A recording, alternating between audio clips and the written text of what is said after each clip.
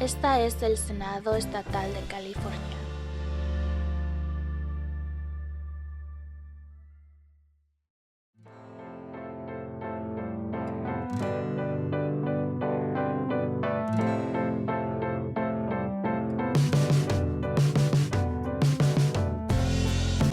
This is the California State Senate.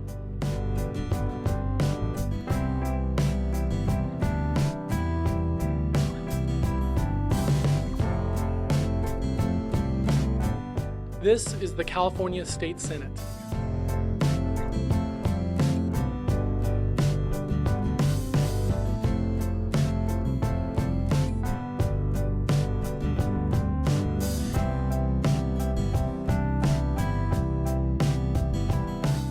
This is the California State Senate.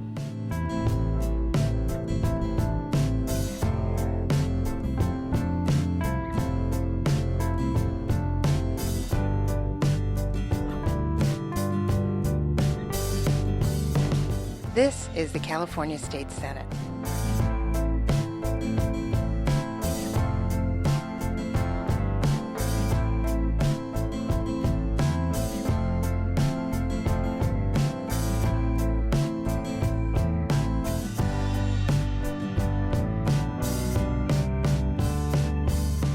This is the California State Senate.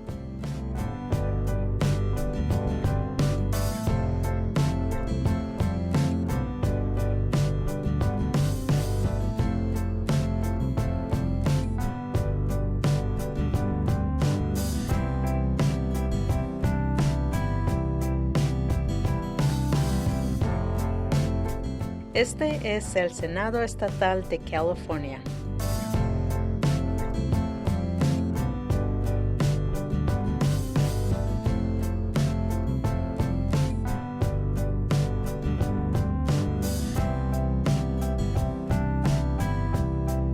This is the California State Senate.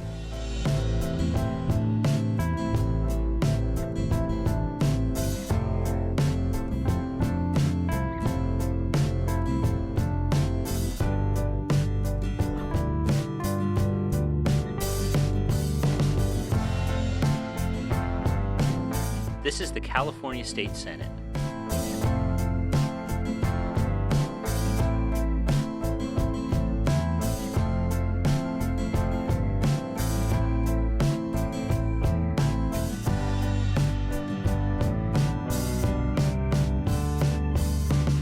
This is the California State Senate.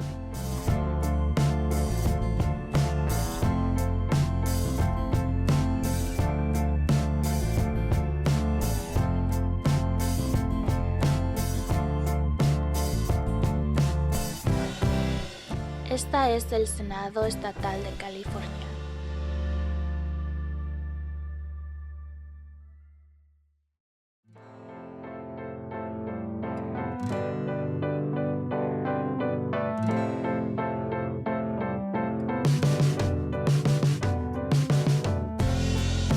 This is the California State Senate.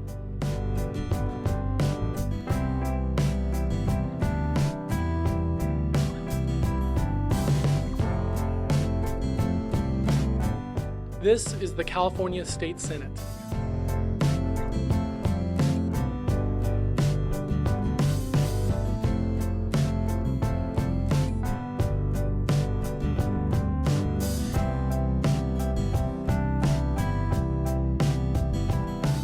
This is the California State Senate.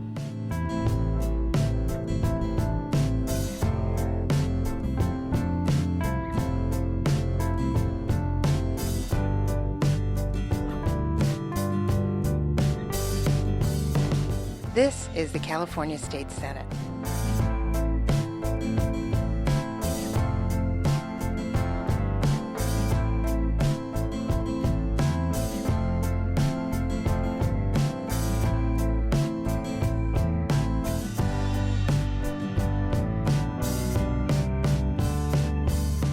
This is the California State Senate.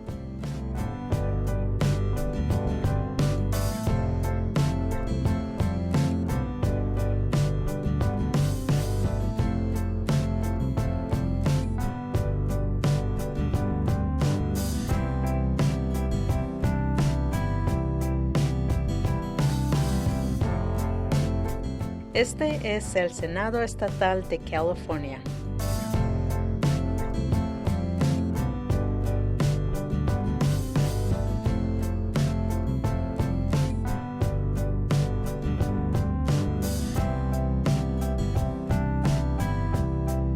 This is the California State Senate.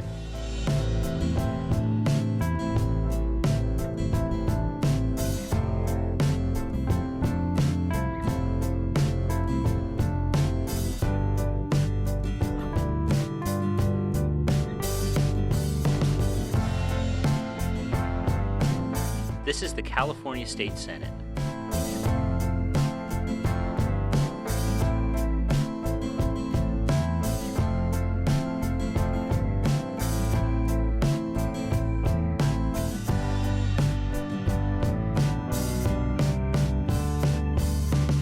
This is the California State Senate.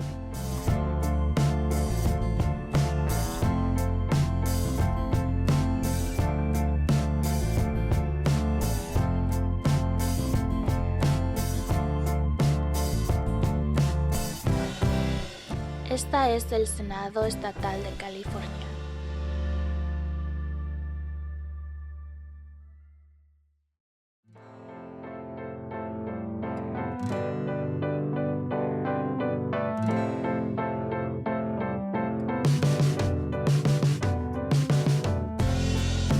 This is the California State Senate.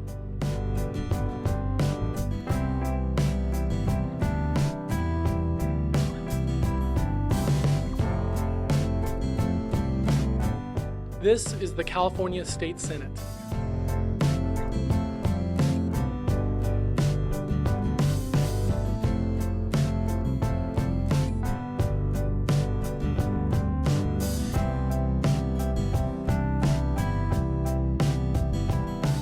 This is the California State Senate.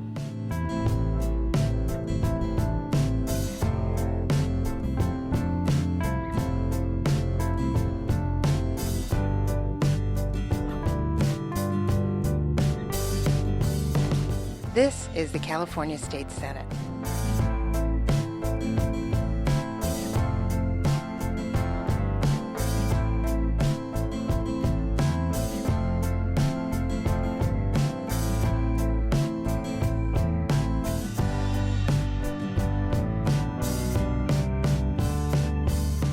This is the California State Senate.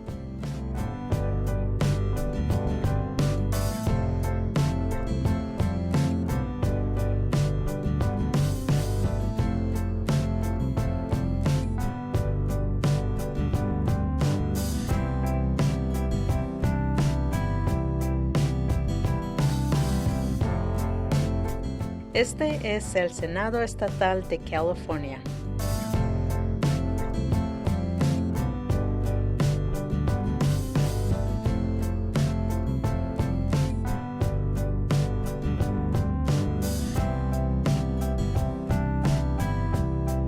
This is the California State Senate.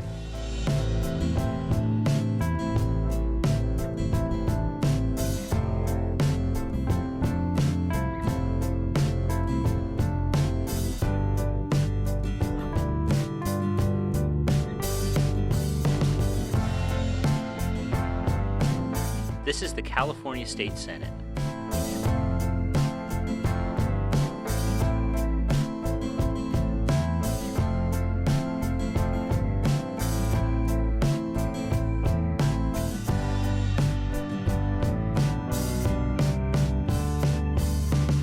This is the California State Senate.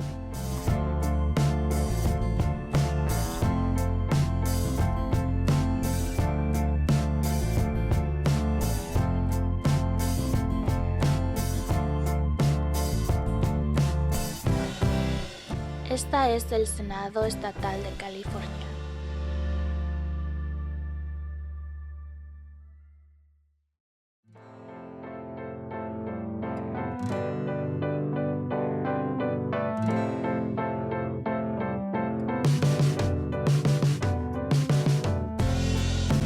This is the California State Senate.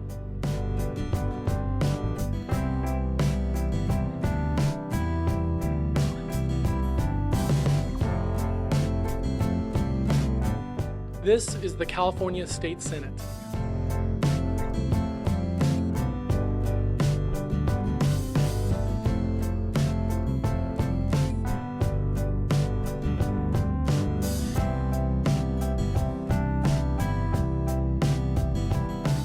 This is the California State Senate.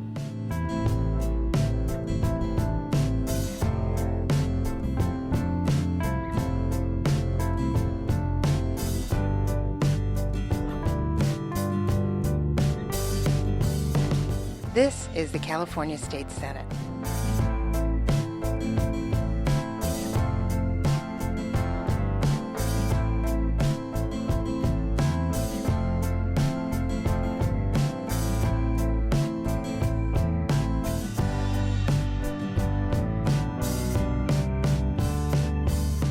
This is the California State Senate.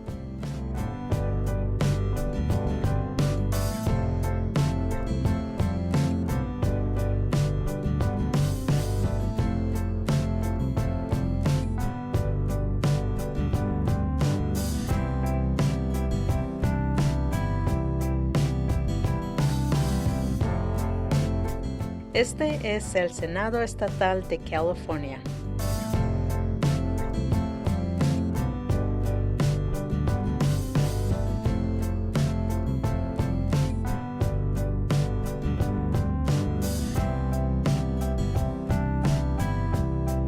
This is the California State Senate.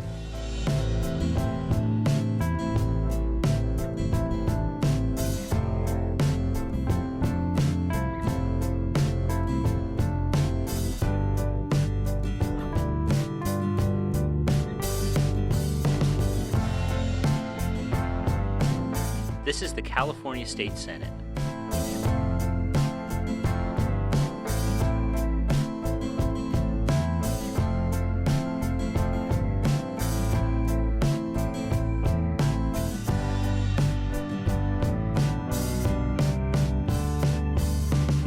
This is the California State Senate.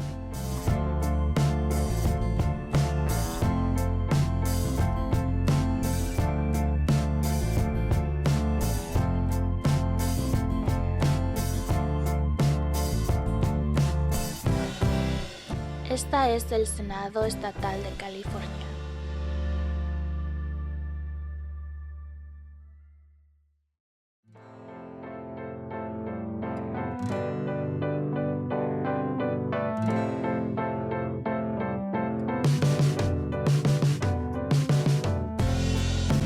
This is the California State Senate.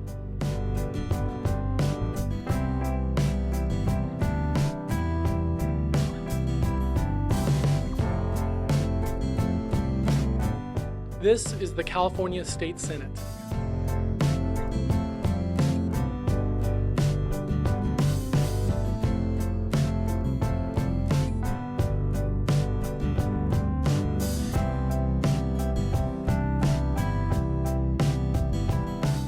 This is the California State Senate.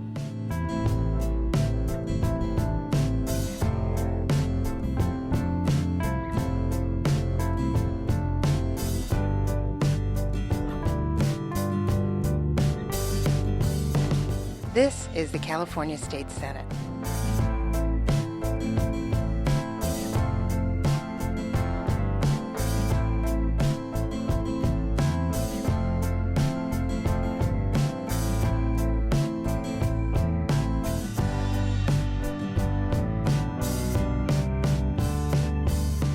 This is the California State Senate.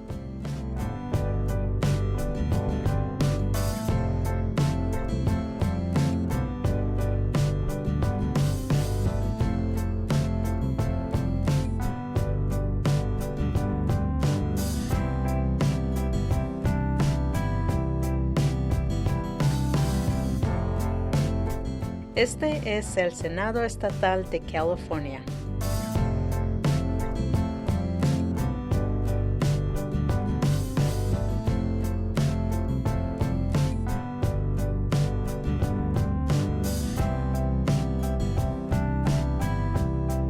This is the California State Senate.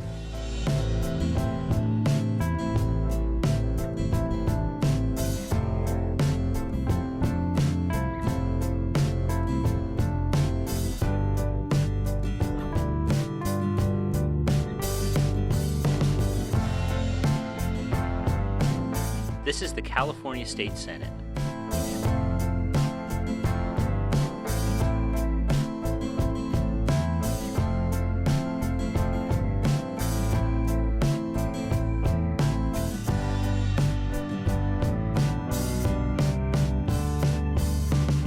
This is the California State Senate.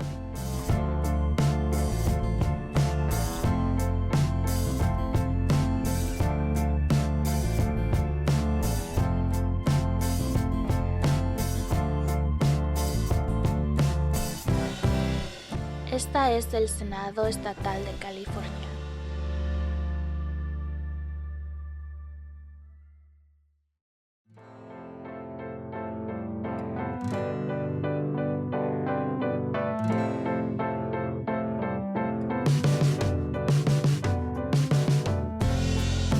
This is the California State Senate.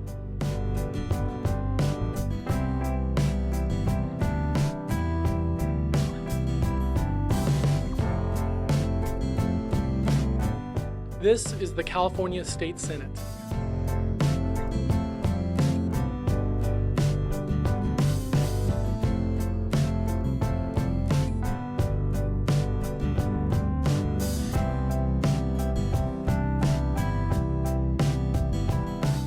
This is the California State Senate.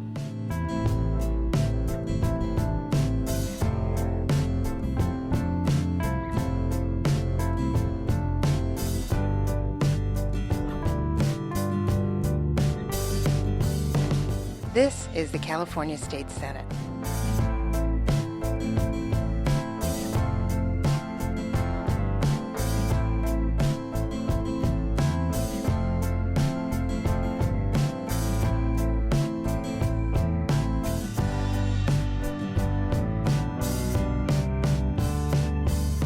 This is the California State Senate.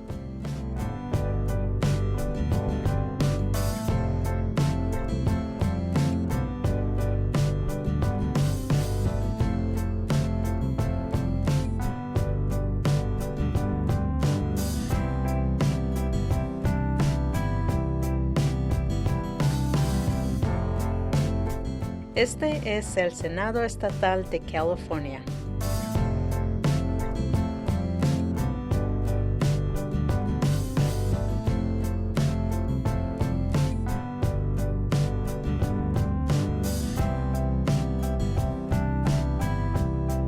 This is the California State Senate.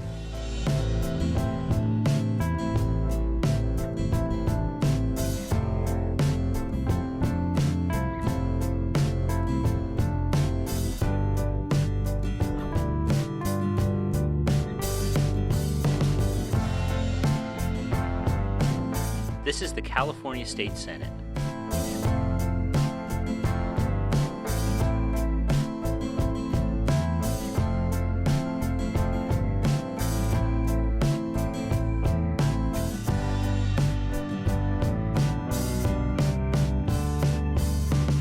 This is the California State Senate.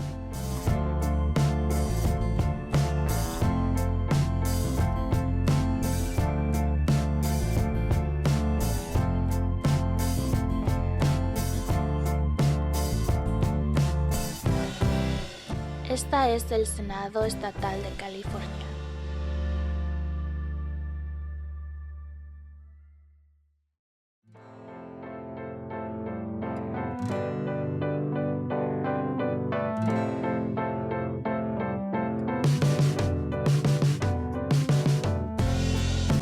This is the California State Senate.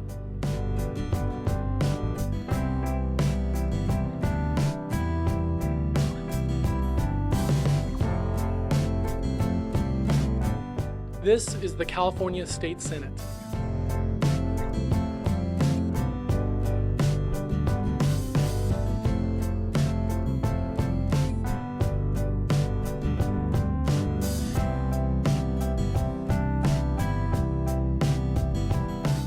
This is the California State Senate.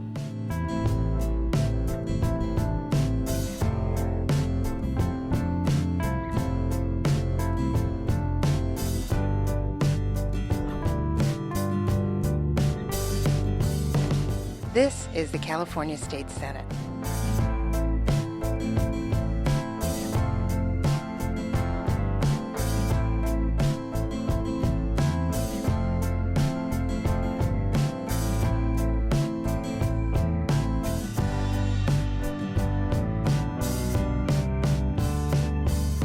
This is the California State Senate.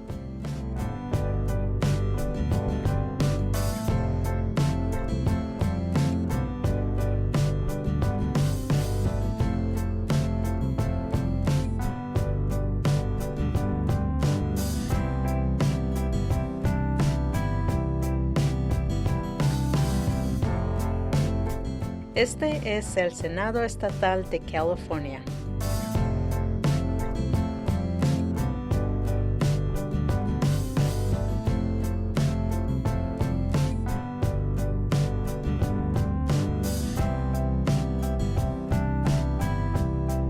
This is the California State Senate.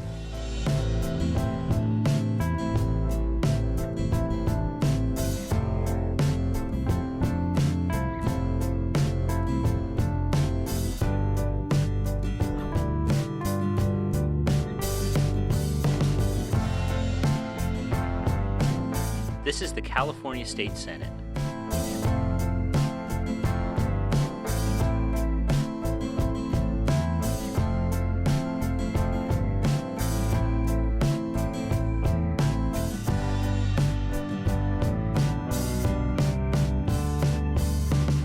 This is the California State Senate.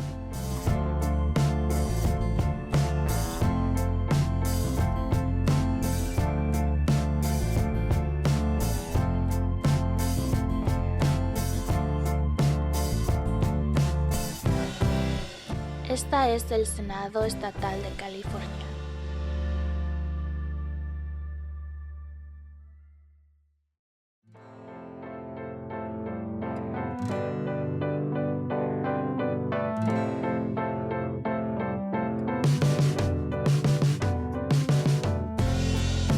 This is the California State Senate.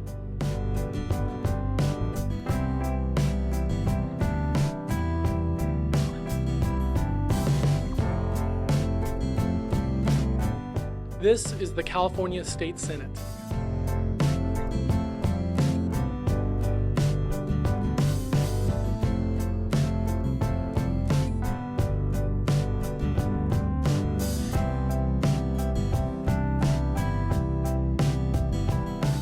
This is the California State Senate.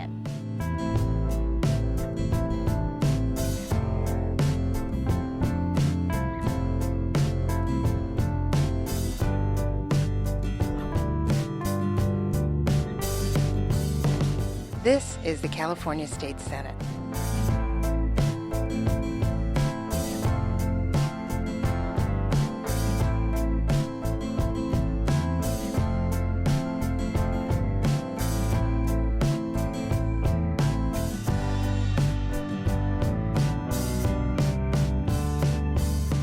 This is the California State Senate.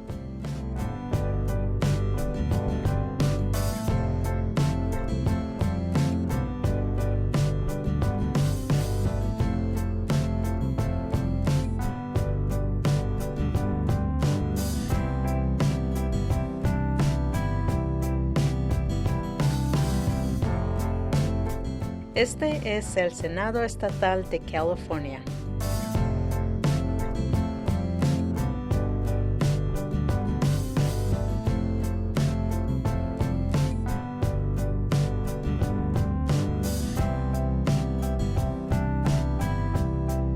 This is the California State Senate.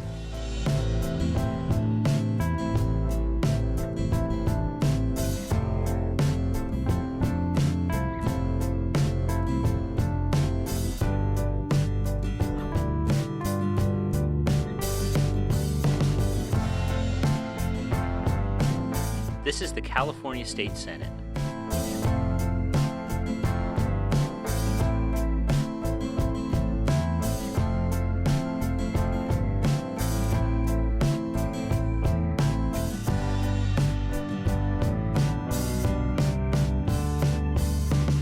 This is the California State Senate.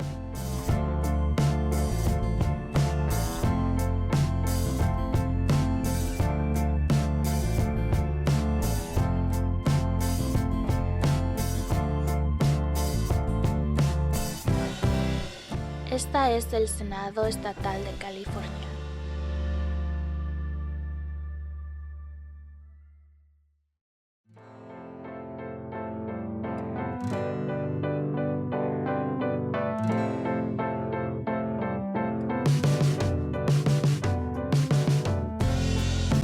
This is the California State Senate.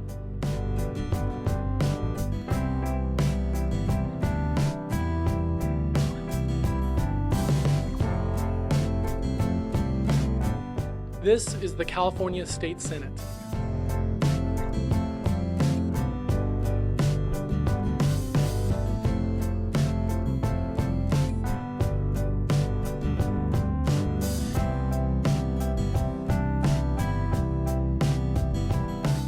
This is the California State Senate.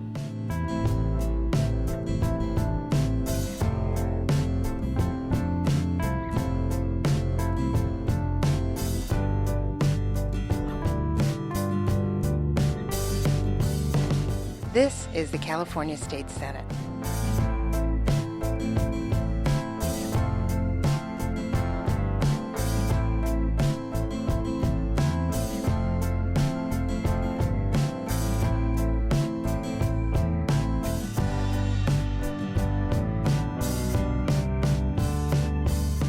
This is the California State Senate.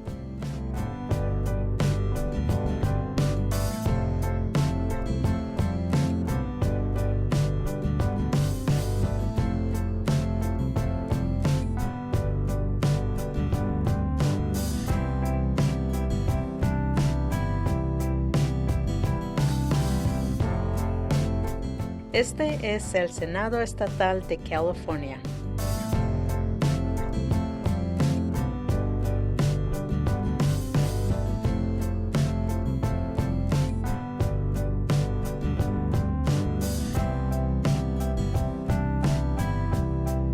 This is the California State Senate.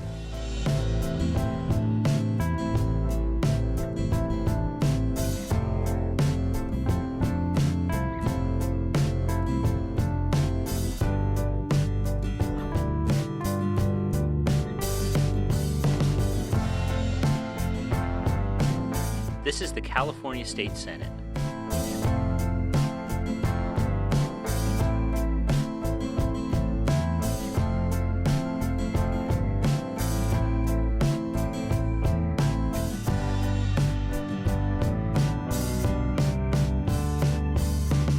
This is the California State Senate.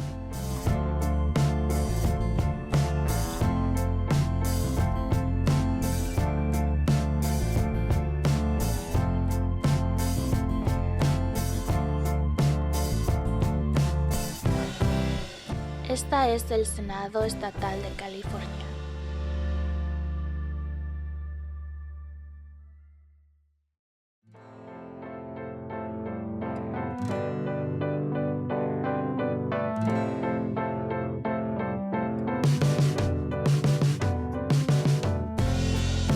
This is the California State Senate.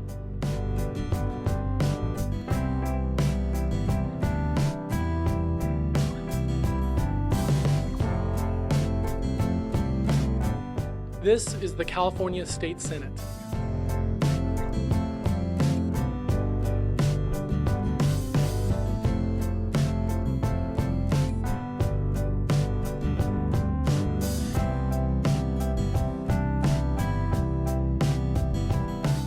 This is the California State Senate.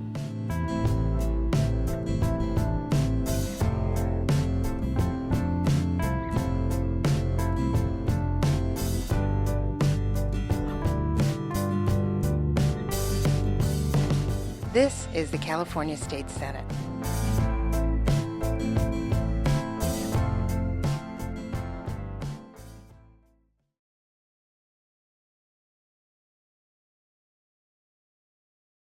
California State Senator and Chair of the California Senate Environmental Quality Committee. This is our regional hearing for the Central Valley on climate adaptation efforts to climate change impacts. So I'd like to bring the meeting to order and welcome everyone. This is the third in a series of oversight hearings that we're having with the Senate Environmental Quality Committee regarding climate adaptation in California. We're here in the Central Valley to learn more about the particular impacts that climate change will have on the Valley economy, the Valley health, and public health in general. This is the second of our regional hearings. We're traveling the state to find out about the impacts in Southern California and the Bay Area and the efforts that are going on the local level. Before we start, I'm pleased to announce that Adam Gray, the local assembly member who I served with in the California Assembly, is here, and he would like to formally welcome the crowd and have a few remarks. So Adam, if you can come up before we get into the nitty-gritty. Thank you and good morning. Good morning and welcome to my hometown, Merced, here in the 21st Assembly District. And thank you, Chairman, for bringing the committee to the Central Valley, because obviously we're facing some pretty serious consequences of climate change down here, and look forward to the work that you're doing, the committee's doing, and certainly we can do together to address some of those impacts. And there's a topic, and I know the senators heard me talk about it a few times in Sacramento, and will continue to hear me talk about it, is water and agriculture and the effects of climate change on our local economy. And I think as we strive as a state to set the standard and set the example really for the world in addressing climate change in ways that both impoverished regions as well as wealthy regions can join together and fight climate change and make the necessary adaptations.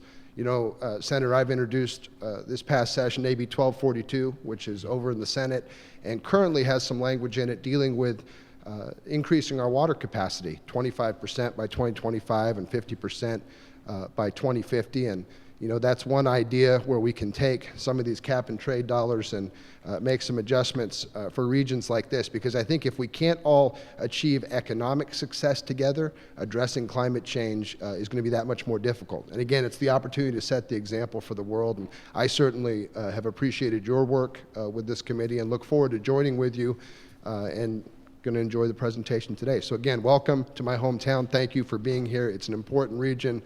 We want to have equity for the Central Valley along with the rest of California, the rest of the country, and the world. Thanks. No, and thank you very much for those remarks, and it's helpful for all of us to learn the different impacts that when we talk about adaptation and we talk about resiliency, what that's going to mean. The climate is warming, and the consequences are going to have different impacts on different communities and the public health that they have. I mean, we're worried here in the Central Valley. We have a background paper. If there's a handout in the back with the agenda and the background paper that my staff has prepared in preparation for this regional hearing, is that we know we're going to have longer, hotter days. And the droughts are going to be longer, and the ones concerned with what's going on right now is the wildfires that contribute already to the worsening air quality. I don't have to tell anybody from Merced or the Valley, when you have a big fire, the impact on your weekend and the impact on your children is acute. And we're concerned, as the Assemblymember pointed out, with our food security, with the economic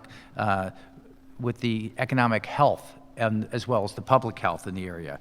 Now, the Valley communities are already pretty heavily burdened. It's not a secret that the guy comes from the Bay Area and says, you've got all that high-tech stuff here, and you've got the nice sea breeze. We already have environmental pollution that's occurring at non-attainment areas, is what our Air Resource Board will say. So the idea of looking at mitigation to reduce the amount of pollution that we're creating, but also adaptation, and that has to be addressed. And one of the goals that we're having here is by focusing some attention on adaptation efforts and what needs to be done between the state and the region and the local communities as we deal with the impacts that these increased temperatures and the other events that are going to occur in the more extreme. So we're going to hear from a subset of the many stakeholders that are impacted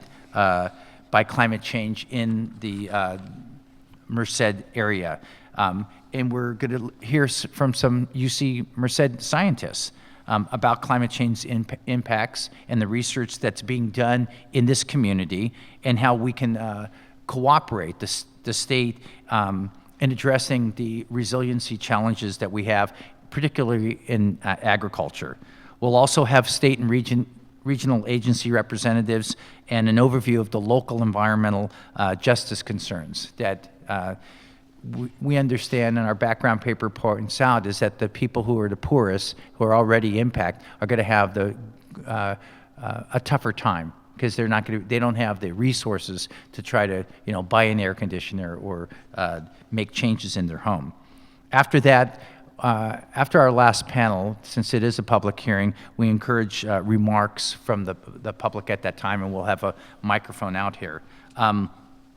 But overall, this hearing will provide us with the committee with a better understanding of the current state of adaptation policies here in the valley, the efforts that are going forward, and those unique needs and challenges that we have.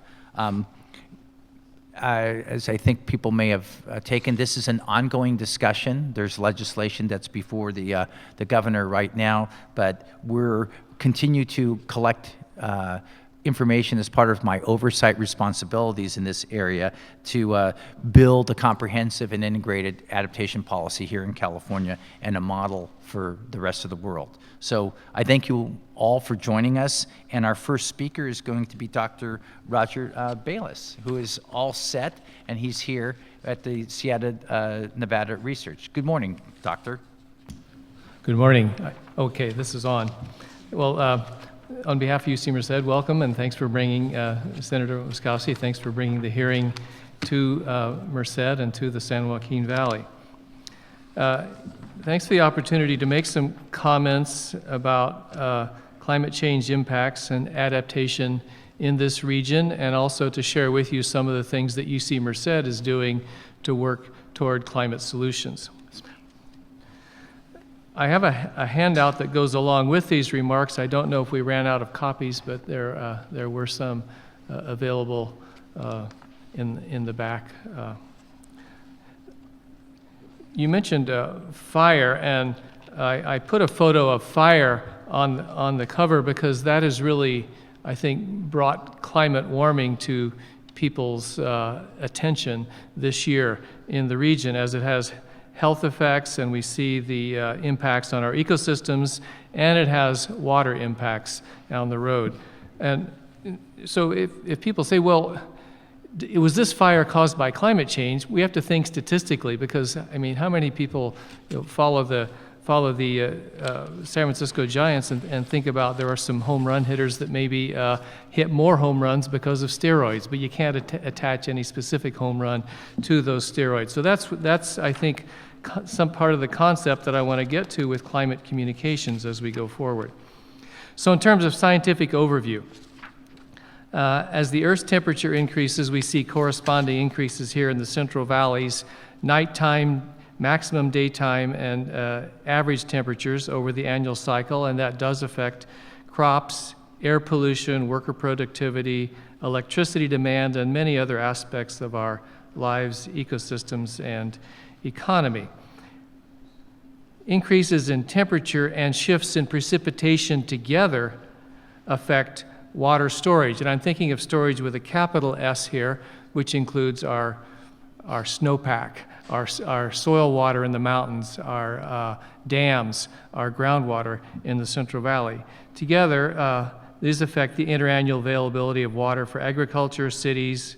They affect groundwater withdrawals, drought incidents, evaporative demand, that is the demand that plants need for water in order to grow, and wildfire incidents, wildfire extent, wildlife habitat, and more. And these issues are outlined in general in documents like the 2012 California Climate Assessment, which is will be redone with additional studies this next year.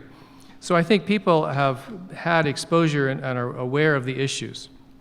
Now, in terms of the scientific overview, let me go through a few of these issues individually.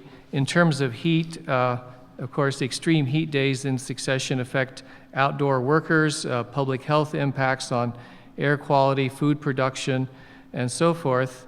And these impacts fall especially hard on poor rural populations, as was mentioned earlier, that are characteristics of the Central Valley, owing to their lower level of capacity to cope with and in some cases adapt to impacts of warming. I just wanted to point out with regard to UC Merced that a strategic area of research and education is in inequality, power, and social justice. And that's one of the pillars of our strategic growth is around that. And several faculty and researchers use the Central Valley as a laboratory for the research and help build the knowledge base for social solutions. I'm not going to go into the detail on those, but through our community engaged scholarship initiatives and things like that, we are out there, our social scientists and others are out there in the region trying to help identify solutions. I want to turn to water, which is on everyone's mind. It was mentioned by Assemblymember Gray. Many impacts of climate change in the Central Valley are felt through changes in the water cycle as the climate warms. These start with the Sierra Nevada. We've read lots of press reports about snow rain shifts. That is, as climate warms, we get snow instead of rain, we get earlier snowmelt, and these shifts affect water availability. They affect the amount of water in storage, and this storage affected both annual and multi-year dry periods. There's critical storage in the soil to get us through the typical summer dry period and also to get us through multi-year droughts. We're seeing this year that there's maybe not enough to get through multi-year droughts. Further impacts in the region occur through groundwater depletion, groundwater quality, which also affect land subsidence.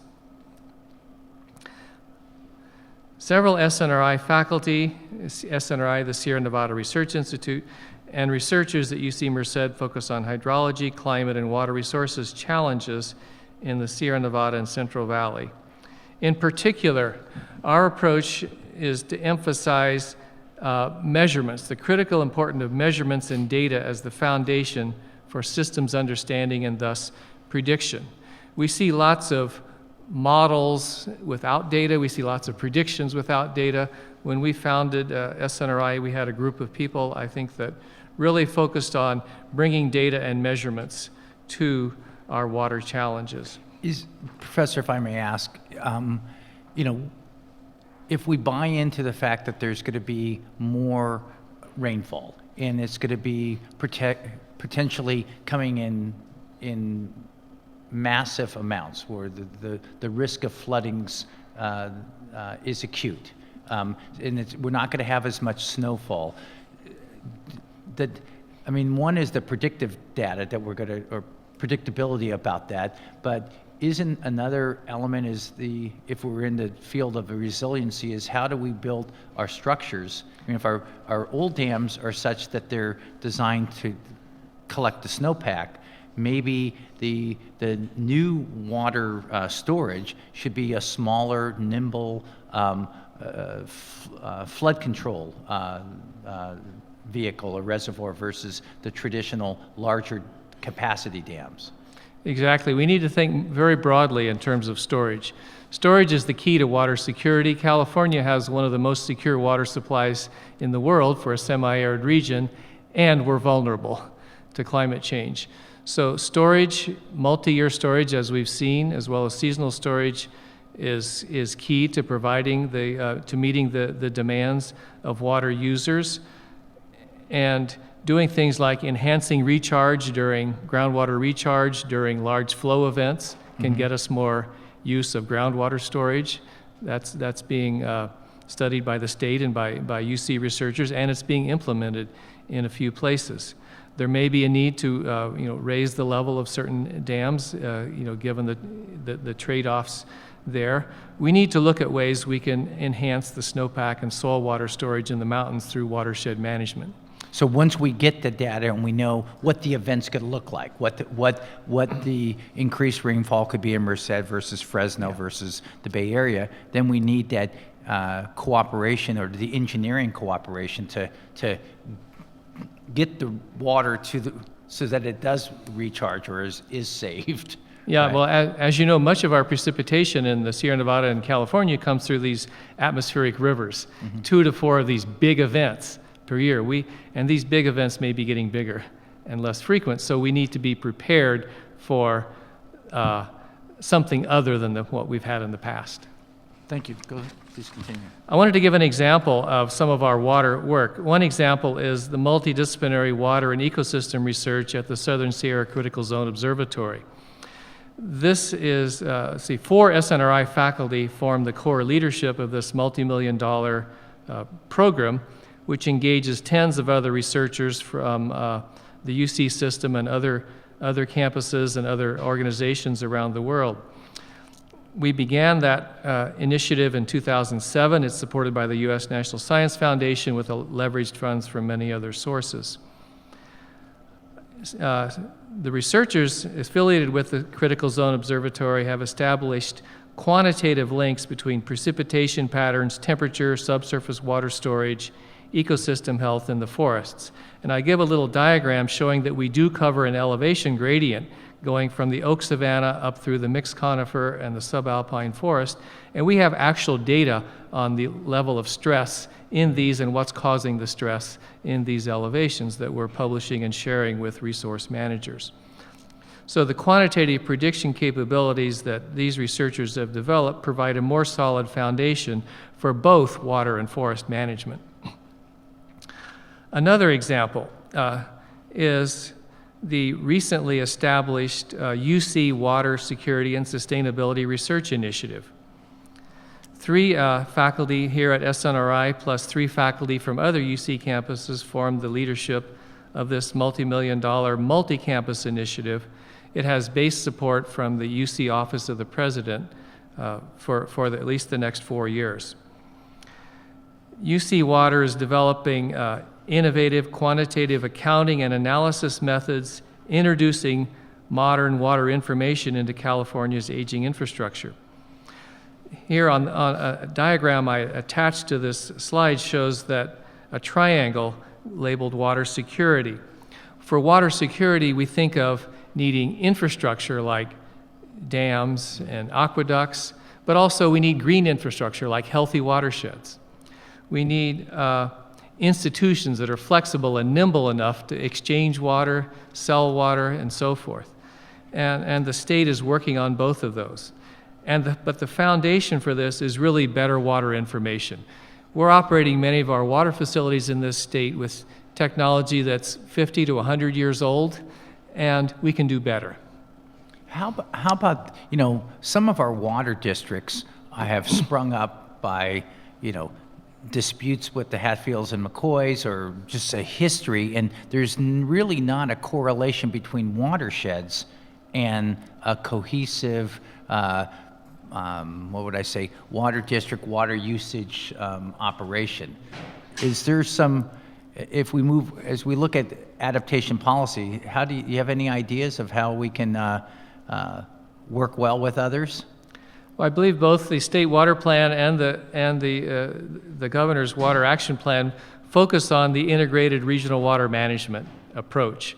There's a lot of bond money, I think about $1 billion out of the next bond available to integrated regional water management, these agencies.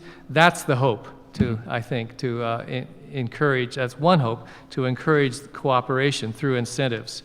SGMA, the Safe Groundwater Management Act, has some other incentives, although it's on a much slower time frame. So we at the university are doing what we can to work with those, but those are the approaches right now. There are some opportunities for other cooperations, but it's going to require incentives, I think. So anyway, I'm very excited about UC Water as a multi-campus entity that can tackle multidisciplinary challenges in collaboration with the Department of Water Resources and local water agencies. I want to just make a couple of comments about energy supply. Electricity demand is, of course, affected by temperature, particularly during demand for summer cooling. We know that drought conditions result in less hydropower production and thus more dependence on fossil fuels at current. SNRI researchers are working with hydropower agencies to improve forecasting and thus to operation of the mountain plants. And I think that we need to really look at hydropower as a key resource and see how we can make use of more hydropower resources efficiently as part of our renewable portfolio in the state.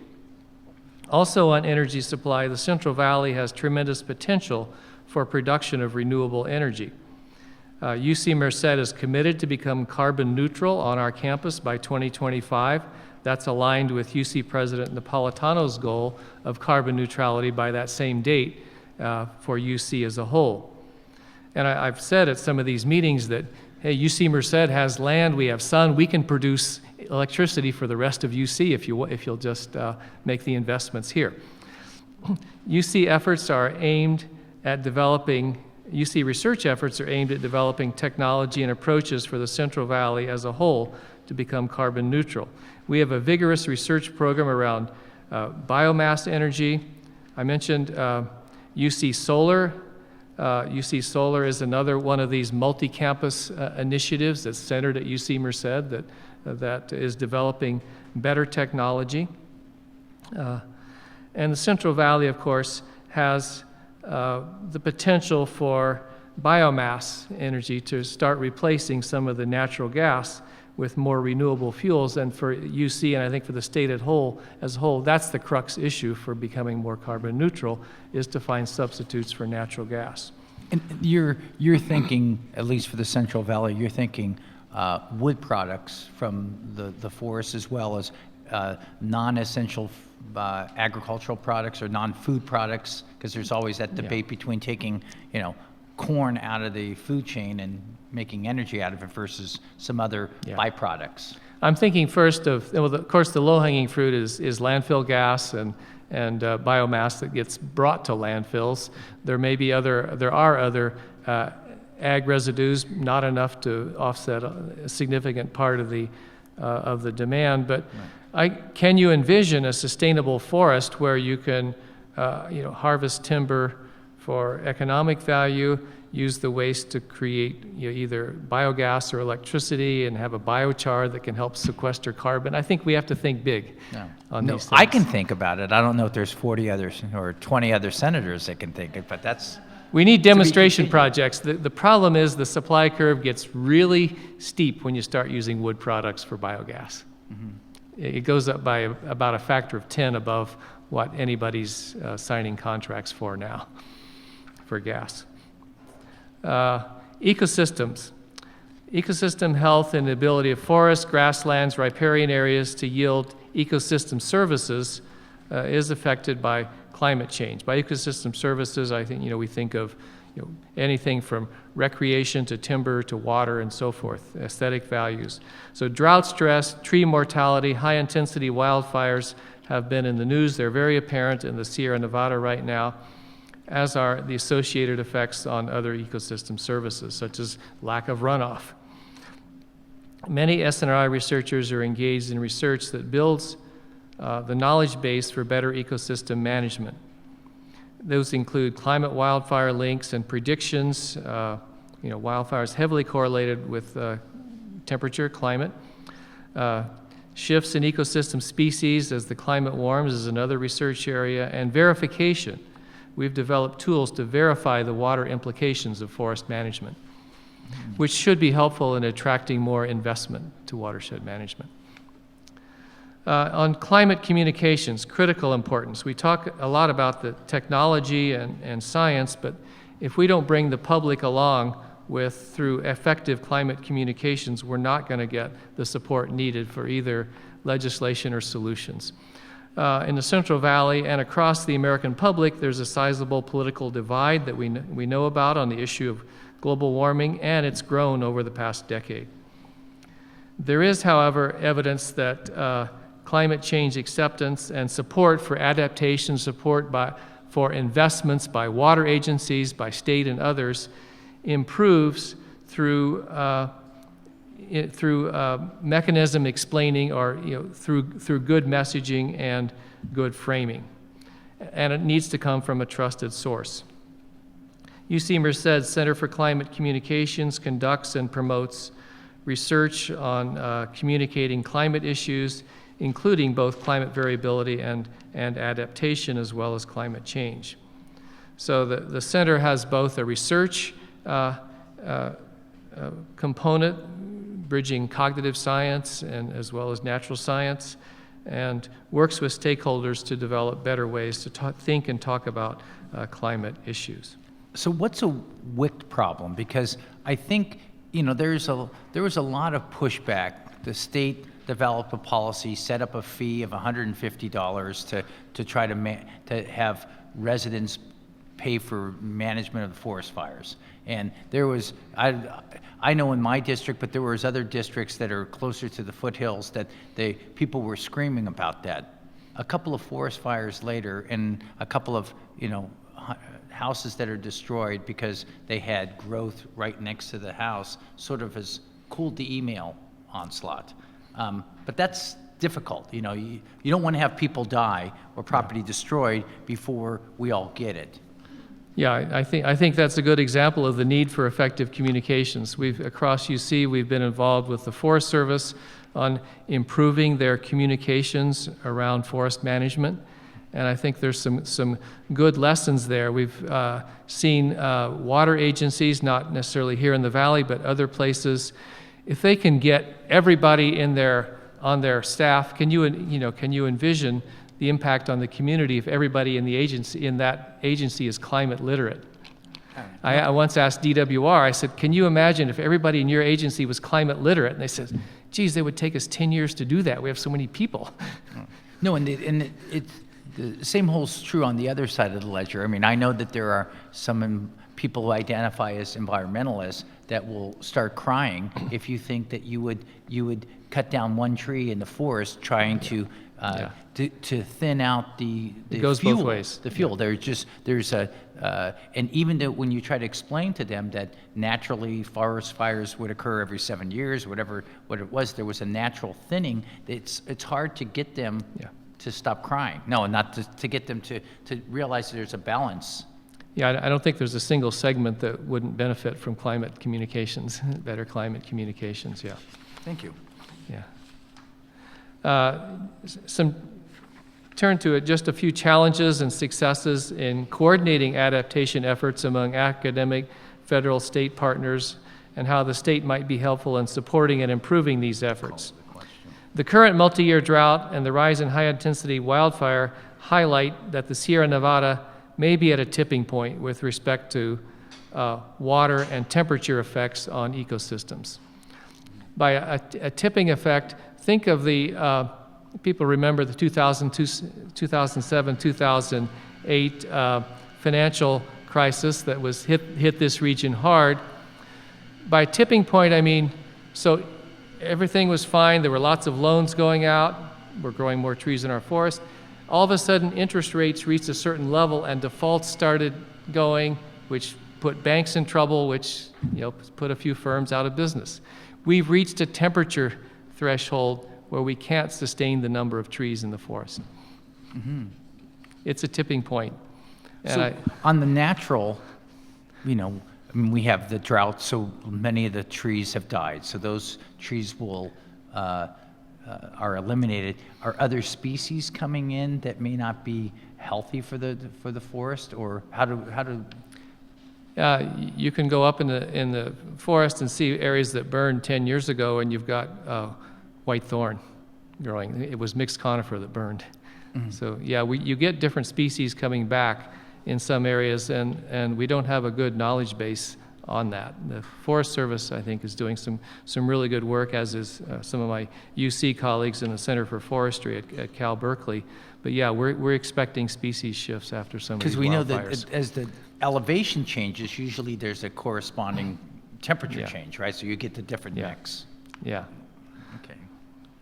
The region needs a sustained effort for restoring our Sierra Nevada forests to sustainable conditions, including the provision of traditional ecosystem services such as habitat, biodiversity, recreation, timber, grazing, water security. And also, we need further opportunities for renewable energy and carbon sequestration. So UC Merced and SNRI work closely with resource managers such as the Forest Service and the Resources Agency of the state to develop the knowledge base and tools for better resource adaptive management. The UC and our resource management partners need opportunities and incentives to sustain this support for doing strategic research and translating it to management actions through bond funding for water and conservation and other leveraging opportunities.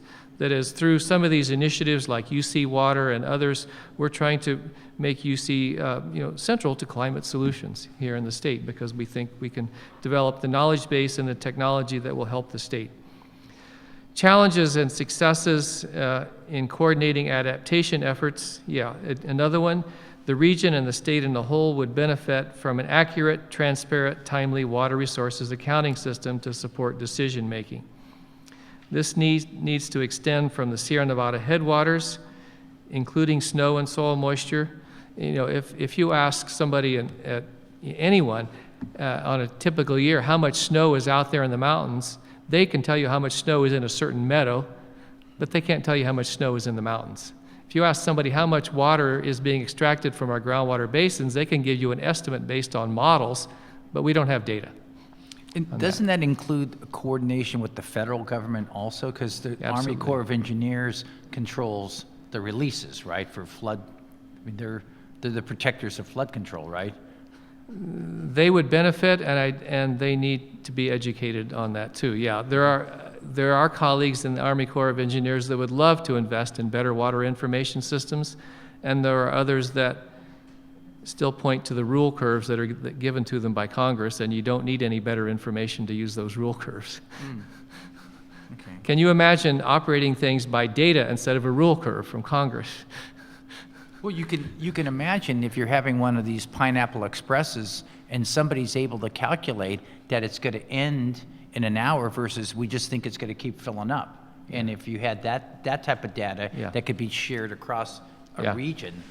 Well, I think what's driving some of this better water information system in the mountains is hydropower, because there's real money there if you can optimize your operations. Okay. Yeah. So UC, working with private sector technology, provides the opportunity to transform water decision making through better water information, which I think is the foundation of our water security. And finally, the region can move to a healthier, lower carbon economy through investments and incentives to move our cities, towns, farms, and daily lives to renewable energy. And we need those incentives. State agencies and elected officials from coastal areas need to work with our elected officials here in the Central Valley, with businesses, with UC, with Cal State. We all want to work together to achieve this. As you know, transportation poses particular problems for renewable energy, both interregional and intra-regional transportation here. A sustained effort in climate communications will benefit the region's economy and can garner greater regional support for anything from actually doing forest management to implementing, fees, or in making the investments that we need to get to a more renewable, sustainable future. So SNRI and UC Merced as a whole are committed to the education and strategic research in social science, and I place that first, engineering and natural science needed to address the region's climate challenges. Our products are both our graduates and new knowledge. And this reflects, I think, UC as a whole. We're part of the UC system, part of the 10-campus system, and we benefit from that, and we bring other UC solutions to this region. Thanks for the time. Well, thank you. Thank you for the testimony, and I have a new term, climate literacy, that I can use with my colleagues. Thank you very much, Professor. That was our climate change impacts generally. Now we want to focus on the state efforts. So I'll ask our next panel to come up, and this is this state adaptation efforts. We have from the California Department of Food and Agriculture, Amreth Gunasekari, or Ami, and he's the science advisor to the Secretary, Undersecretary Houston, who was originally scheduled to come here. We also have from CAL FIRE, the Assistant Deputy Director for Climate and Energy, Kim Carr, as well as David Shu, who's the staff chief with the Department of Forestry and Fire Protection. So thank you very much for being here in Merced. And Ami, why don't you start off with your presentation from Food and Agriculture. Thank you, Chair Wajkowski, and thank you for having CDFA here today. Secretary Ross is very much, it's very much a cornerstone of her leadership to make sure that we focus on climate change adaptation, and that's one of the things that I work on as her science advisor. I also have a handout, and I will also go through that and simply talk from that handout. So on the first page, second slide, California agricultural production, we know that the Central Valley is very much a huge place for agricultural production and food security in California and also for the nation. California leads the nation in agricultural production and has led the nation for the last 50 years in terms of value. The Central Valley counties lead the state in agricultural production. 8 of the 10 counties lead all of California counties in production. Tulare, Kern, Fresno, Merced, Stanislaus, Kings are all very important agricultural production regions, as you know. When we focus on climate change adaptation, Senator, we look at how we can not only benefit the Central Valley, but also prepare the whole state for changes in weather to come. Moving on to the second page, top slide titled California Central Valley. This is again showing you some of the contributions from the counties near here. Tulare leading in milk and cream production, Kern leading in grape production, Stanislaus leading in almonds, just to name a few of those counties. We are known for our specialty crops. These are things that are not corn, wheat, and a lot of the major crops that are grown in the Midwest. We lead the nation in producing over 90 commodities, including milk. And we're the sole producer, California is the sole producer, that means greater than 99% production of some very important crops such as almonds, artichokes, grapes, pistachios, and walnuts. Moving on to the third page, top slide titled Ag Vision 2010. Ag Vision was a document that was produced in part by CDFA, and it's sort of a visionary document on how CDFA and the agriculture sector should move forward into the future in terms of sustainability and food production. And Secretary Ross was part of this initiative back in 2010. And Strategy 9 talks about assuring agricultural adaptation to climate change.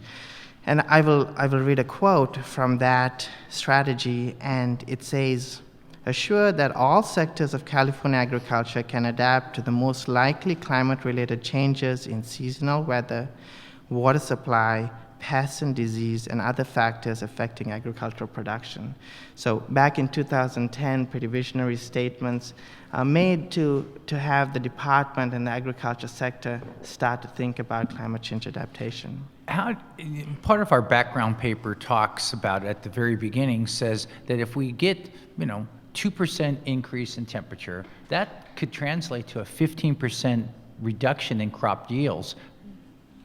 I don't think it's going to be in all the sectors. We've got this beautiful Central Valley specialty crops, but talk to me, or talk a little bit about how that may affect certain crops more than others, and what that creates in the world market, since we're the leaders in production of all these different things, before we even start talking about pests that could trigger that. But I don't, we throw out these numbers and saying a 5 to 15% reduction, but I don't know if that's going to be all peaches or or across the board. Can you comment? Yeah, on that? absolutely. I'm glad I covered that in the next couple of slides. Oh, okay. Good, yeah. So, I'll get to that in a second, but yes.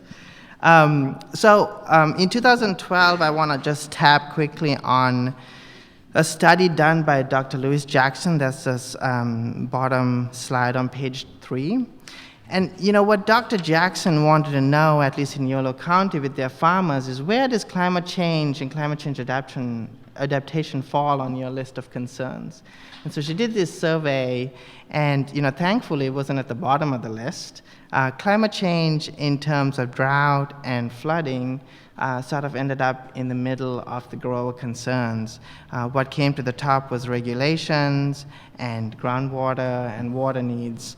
But that was an indication for us, Senator, then to do two things. One, we needed to further communicate to the agricultural community the importance of climate change adaptation.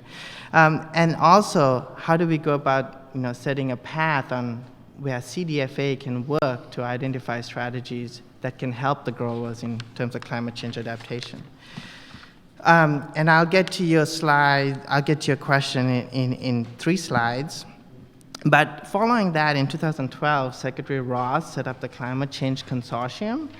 And this consortium, what it did was it brought together growers and scientists to talk about climate change and climate change adaptation, and then determine what we need to work on over the next several years in helping agriculture move towards adaptation.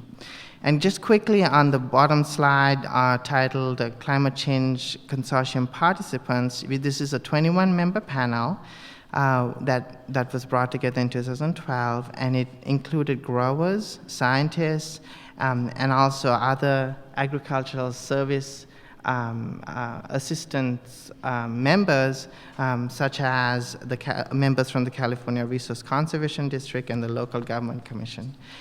So what was shared in this climate change consortium was actual data that's taking place now, observed data and modeling that's taking place now on what these changes are and how they're impacting the agricultural production, not only in the valley, but all over the state. And so the top slide on page 5, titled CCC Discussions, clearly shows this increasing temperature that you just noted, Senator. And it shows that this increasing temperature is happening right here, and there's a clear upward trend from 1850 to beyond 2000 of this increased temperature trend. Another thing that was shared by scientists to the grower community at those meetings is this study, or this modeling study by Dr. Jackson, that took into account the 4 different indexes: climate, crop, land use, and socioeconomic factors. And when she combined these factors using a PCA approach, she found that there are some agricultural vulnerable areas in the state. And of course, if you look at this map, red indicates bad, high vulnerability. A lot of those areas are in the Central Valley. So this temperature increase that you noted, it will impact most in the Central Valley first, is what her models are showing. Moving on to page 6, we also know that Dr. Lobel at Stanford has done some very interesting work looking at different crops and looking into 2040 and beyond, what would happen if our temperature increases. And what you clearly see in some of the images or the graphs he has provided here is that berries, cherries, and also grapes, there's going to be a downward trend in production. Now, the amount of production that varies quite a bit by different crop, given their resiliency to increasing temperatures. We know that lettuce and leafy greens are much more susceptible to increasing temperatures than some of our perennial crops. So these are facts through modeling and studies that have been done and that were communicated from the scientists to the growers at the Climate Change Consortium. How about on the other end, the lack of coldness? Because some crops and some of the soil needs to be cold for a period of time for pests, or if we have such a short spring, once in a while that's okay, but if it's always a little vignette, then you don't have the things that Mother Nature normally needs to occur. Can you talk about we're looking at heat, and we're forgetting that there's the lack of the cold. Absolutely, yes. Actually, Dr. Lobel's studies right here show on cherries. You can see a strong decline in cherries, and that's really as a result of winter chill hours. This decline in the number of chill hours, because it's warmer during the day and it persists warmer to the night, is predicted to lead to huge declines. And I think what he's showing here is, greater than 20% declines in yields, if cherries continue to get planted in the valley. So I think this past winter, I think what's hard for growers is, and we noted this in CDFA, is they deal with changes in the weather every day as part of the agricultural system. The question is, when would they see dramatic changes where they can't make changes in their normal management practices to deal with those weather changes? And at that point, they need to use new management practices, etc., to help maintain those yields, or switch to a different crop, or use different strategies. Well, isn't it more complex? Because if I'm just growing broccoli, which is, there's some presidents didn't like it, but I like it. That's a choice that I make on a yearly basis. But if I have an investment in a pistachio tree or some other tree that takes me 5-7 years to get to productivity, how do I get that data to say this, my grandfather raised these crops, but no, at some time there's going to be the point where that resiliency is going to be meaning to go to a different type of crop versus, managing your harvest differently, right? Some things are not going to be able to grow because of cold or hot, right? Absolutely. That's a great question, and I think that was one question that actually came up for the growers at this Climate Change Consortium, and which leads me to my next slide, which really, on page 6, at the bottom of page 6, it says CCC activities. So we asked the growers 2 questions. What are your management practices? What are your strategies you're using now to adapt to climate change? Because we didn't know that in the department. No one had that information. No one knew if there were management practices changing right now with growers in terms of climate change adaptation. And then what can CDFA do to help? So if there were these discussions like you just mentioned, okay, I've made this investment, what do I need to then do if the climate's changing and my yields are going to go down? How can CDFA help with that? Unfortunately, for the first question, we didn't have a good response on management practices and strategies that folks are using now to deal with changes in temperature or other climate change variables. But the second question brought a great deal of discussion and strategies. And so in our final report, there is at the back a whole host of strategies that I mentioned, and I will share that report with you, Senator, and your staff following this meeting. So the climate change, moving on to page 7, top slide, we made this public. It's on our website now. And the bottom slide, on terms of CC recommendations, the ask was that, there's a huge laundry list, and we organized the laundry list into 4 different topics: research needs, planning and resource optimization, outreach and education, and then finally technology and innovation. All these strategies we have now used and tied them into other documents that are happening at the state level in terms of research and planning. So below what I just listed, we have tied these strategies into the Safeguarding California report. We have tied it into the Safeguarding California implementation plan that is happening right now. We have tied the research needs, 2 of the research needs, into the 4th climate change assessment for research. That will be RFPs, our requests for proposals, I think are scheduled to go out this year. And then we've also tied this information into the USDA and RCS climate sub-hub discussions. This sub-hub, climate sub-hub, was created by USDA to find specific management practices that can help the growers adapt to climate change. Moving on to the next page, I have taken an example from one of the recommendations, and I think this ties very well into your question that you just asked, Senator.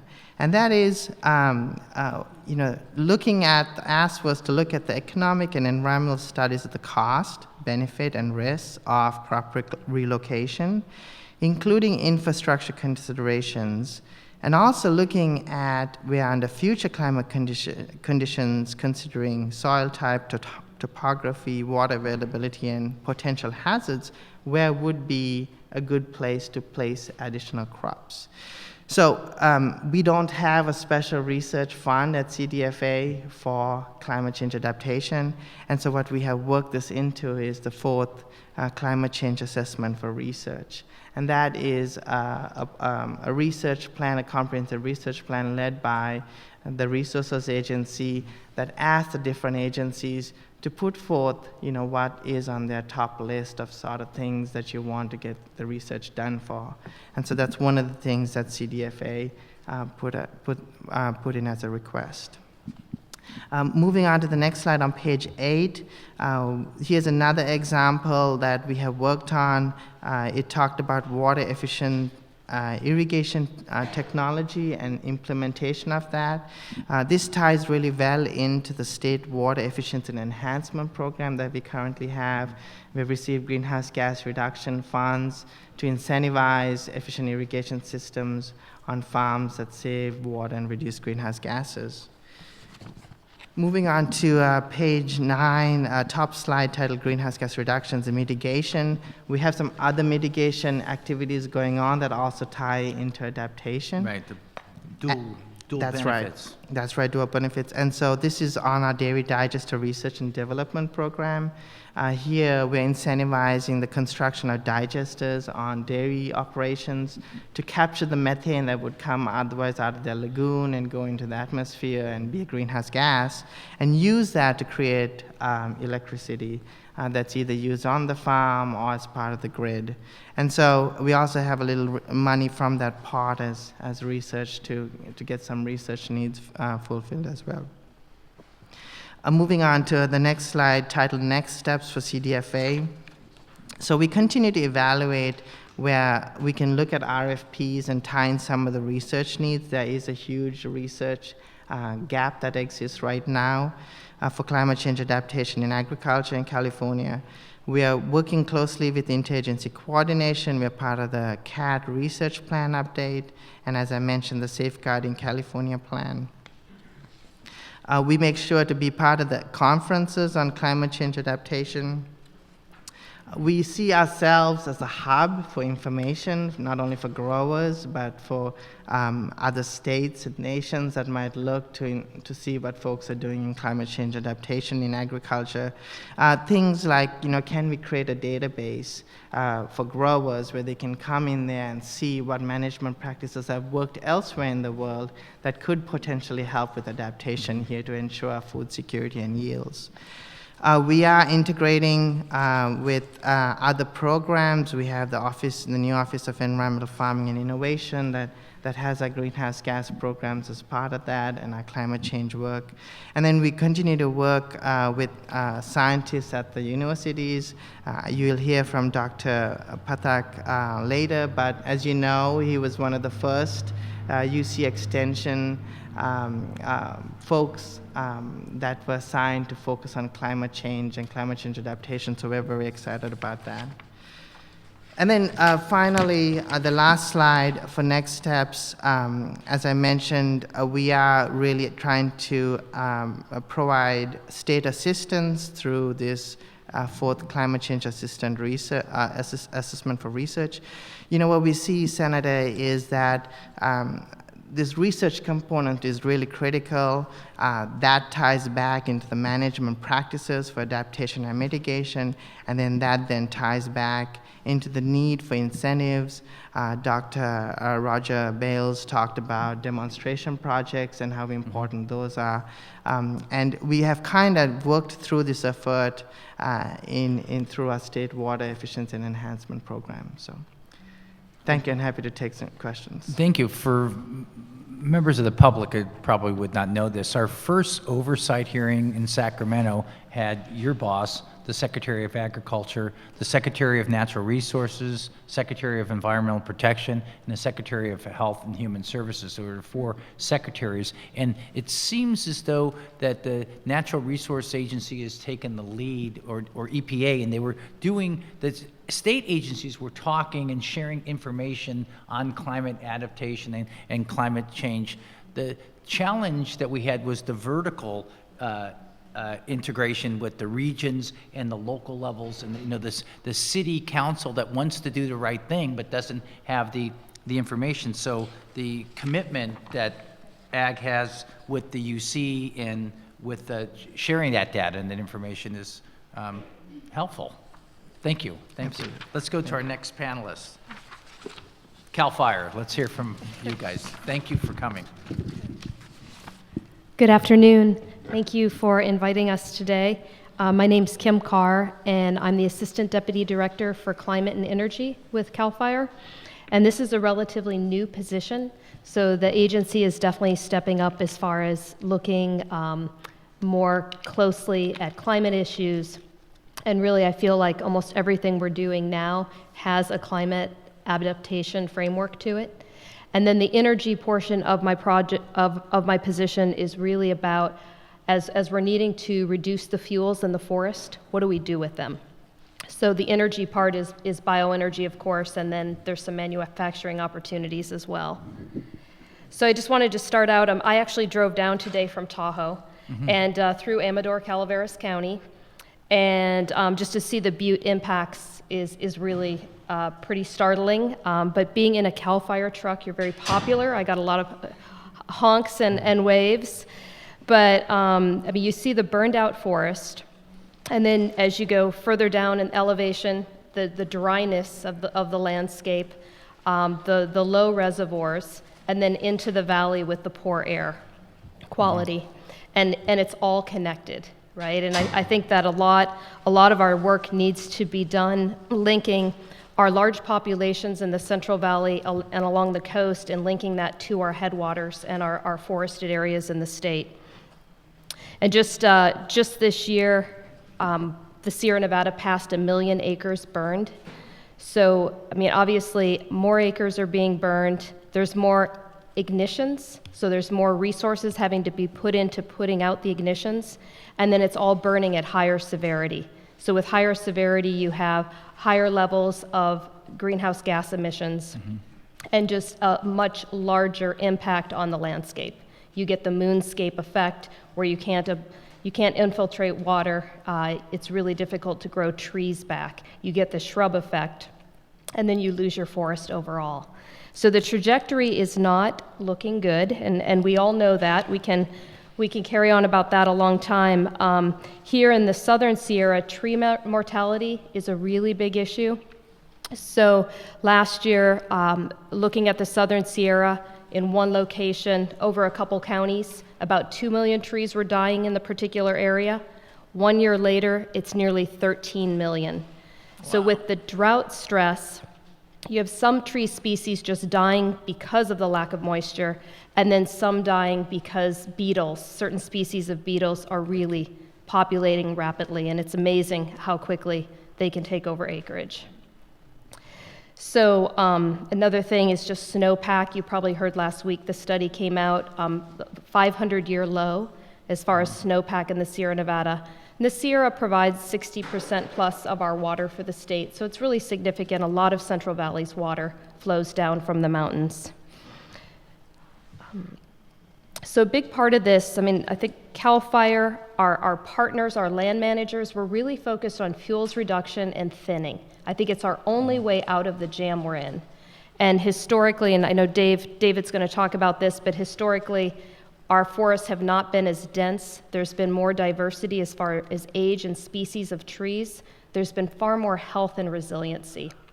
The problems we're experiencing today are that we just have too many fuels, and we have more people living in the wild-urban interface, so more opportunities at ignitions, and then more loss when large fires occur, as far as lives and assets.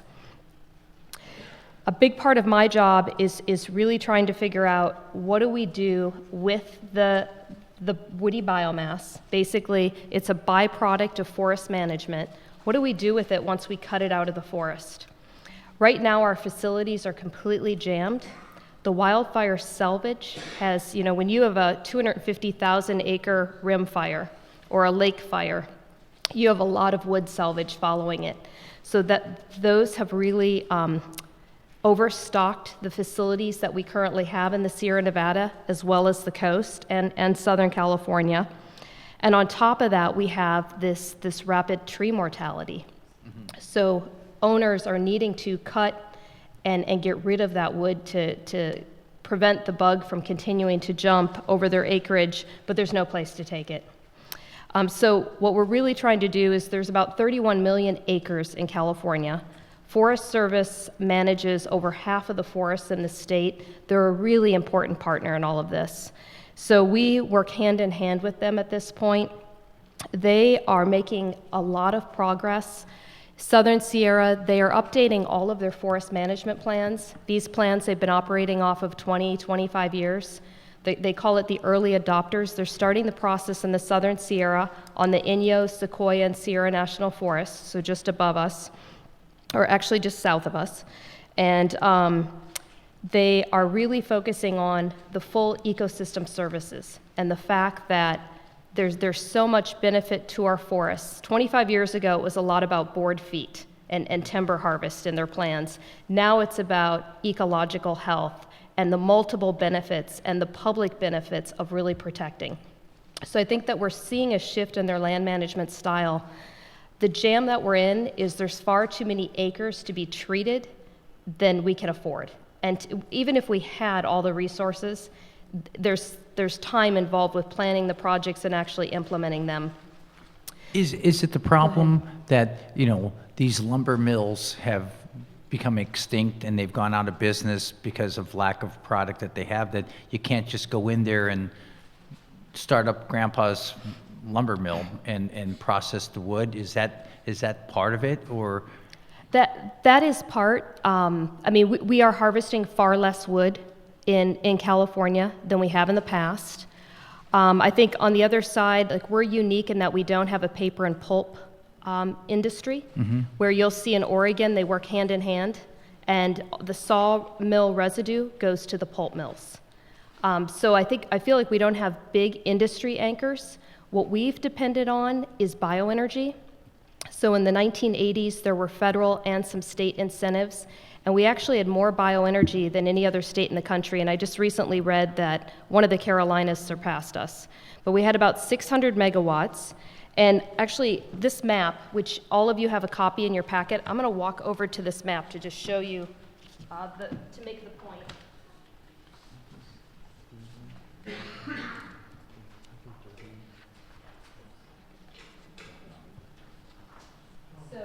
Let me, were you able to find it in your packet? Yeah, no, I got it right here. Okay, great. Oh, yeah, it is. Okay, so if you look at this, what we did is we have to prioritize, right? We can't treat all the acres. This is our first cut at prioritization. So the dark red shows you really high fire risk, high severity fire risk. It also indicates where pests are a risk. There's high tree mortality due to pests. This is actually outdated. We just flew the state for the latest tree mortality. We need to add that to this part of the map The southern Sierra is going to pop out a lot more once we do that. And then what we've also located here is the bioenergy facilities. So we have about 31 in operation. This is really significant to the Central Valley because they rely on bioenergy as well. That's where their ag byproduct goes. That's where a lot of the urban waste goes. And then, of course, up in the forested areas of the state, that's where our woody biomass goes when we take it out of the woods. So the 9 that are highlighted are at risk of closure. In the next year, their contracts will expire. And unfortunately, there's a provision within the contract that they will go to natural gas prices at this point. So they're going to lose 4+ cents per kilowatt. And I think, unfortunately, what we're going to see is closures occurring. And with that, we may see some mills. To your earlier question, in one situation, we have bioenergy and a mill co-located. It's independently operated, both of them. When the bioenergy closes, the mill's going to close because they rely on the bioenergy facility to take their residue for very low price because they're right next to each other. So I think that we have a big problem here. What we've talked to the Public Utilities Commission about and others is this energy costs more, and Professor Bales made this point, but we have so many societal benefits that we don't account for. So there was a study done about a decade ago, but it showed over 11 cents per kilowatt of societal benefit for every bioenergy kilowatt that we generate. And that's because we're using waste. We're not needing to put it in a landfill. We're not needing to pile and open burn it. That's another thing. Our federal land managers in particular, they're doing a lot of open pile burning because there's no market. So the law simply ties it to the price of natural gas. And since natural gas is very cheap, very abundant now, unlike years before, that doesn't give us a true cost analysis. That's right. Yeah, Okay. There's a provision in the contract that allows them to go to the lowest price renewable, and so they're able to offer natural gas prices.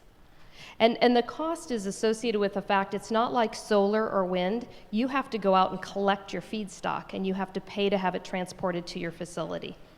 So I think that if the state wants to continue to rely on this as a part of our waste management for agriculture, forestry, urban waste, we've got to put some policies in place where we simply pay more for it. But again, the societal benefits of helping us avoid wildfire risk, protecting our watersheds, our wildlife habitat, all of the things that go with preventing wildfire and having a healthy forest, there's a lot of avoided cost associated with bioenergy.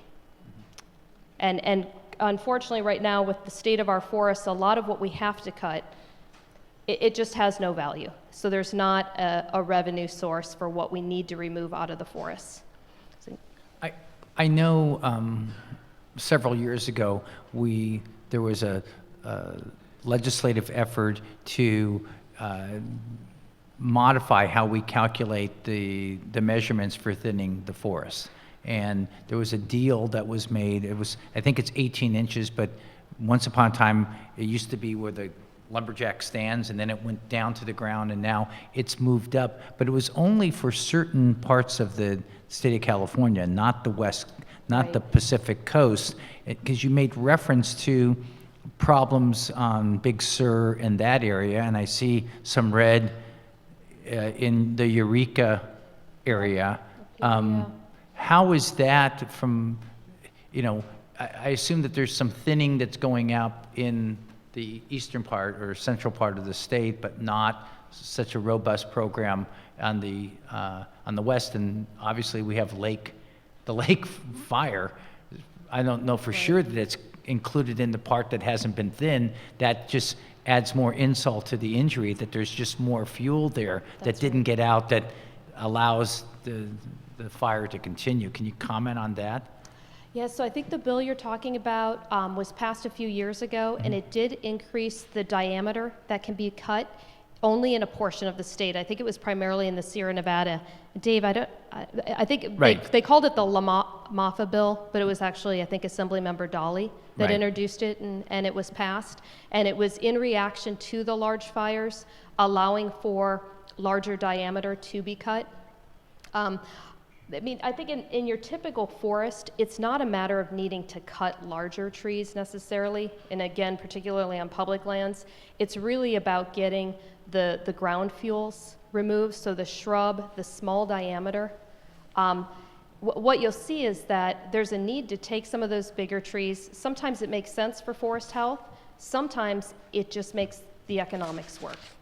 So you'll see that there may be some trees cut in order to pay for the project. And our federal government's terribly underfunded with all of this. Right, I mean, Yeah. that was the idea, is that there's, the law says that if you go in there and you're thin, you got to take out everything. So you try to provide an economic incentive, especially if the situation seems to be acute with the longer burning forest fires and Right. an increased amount. And, we haven't got to the health effects from the people down in the flatlands, as you indicated on your drive here this Right. morning.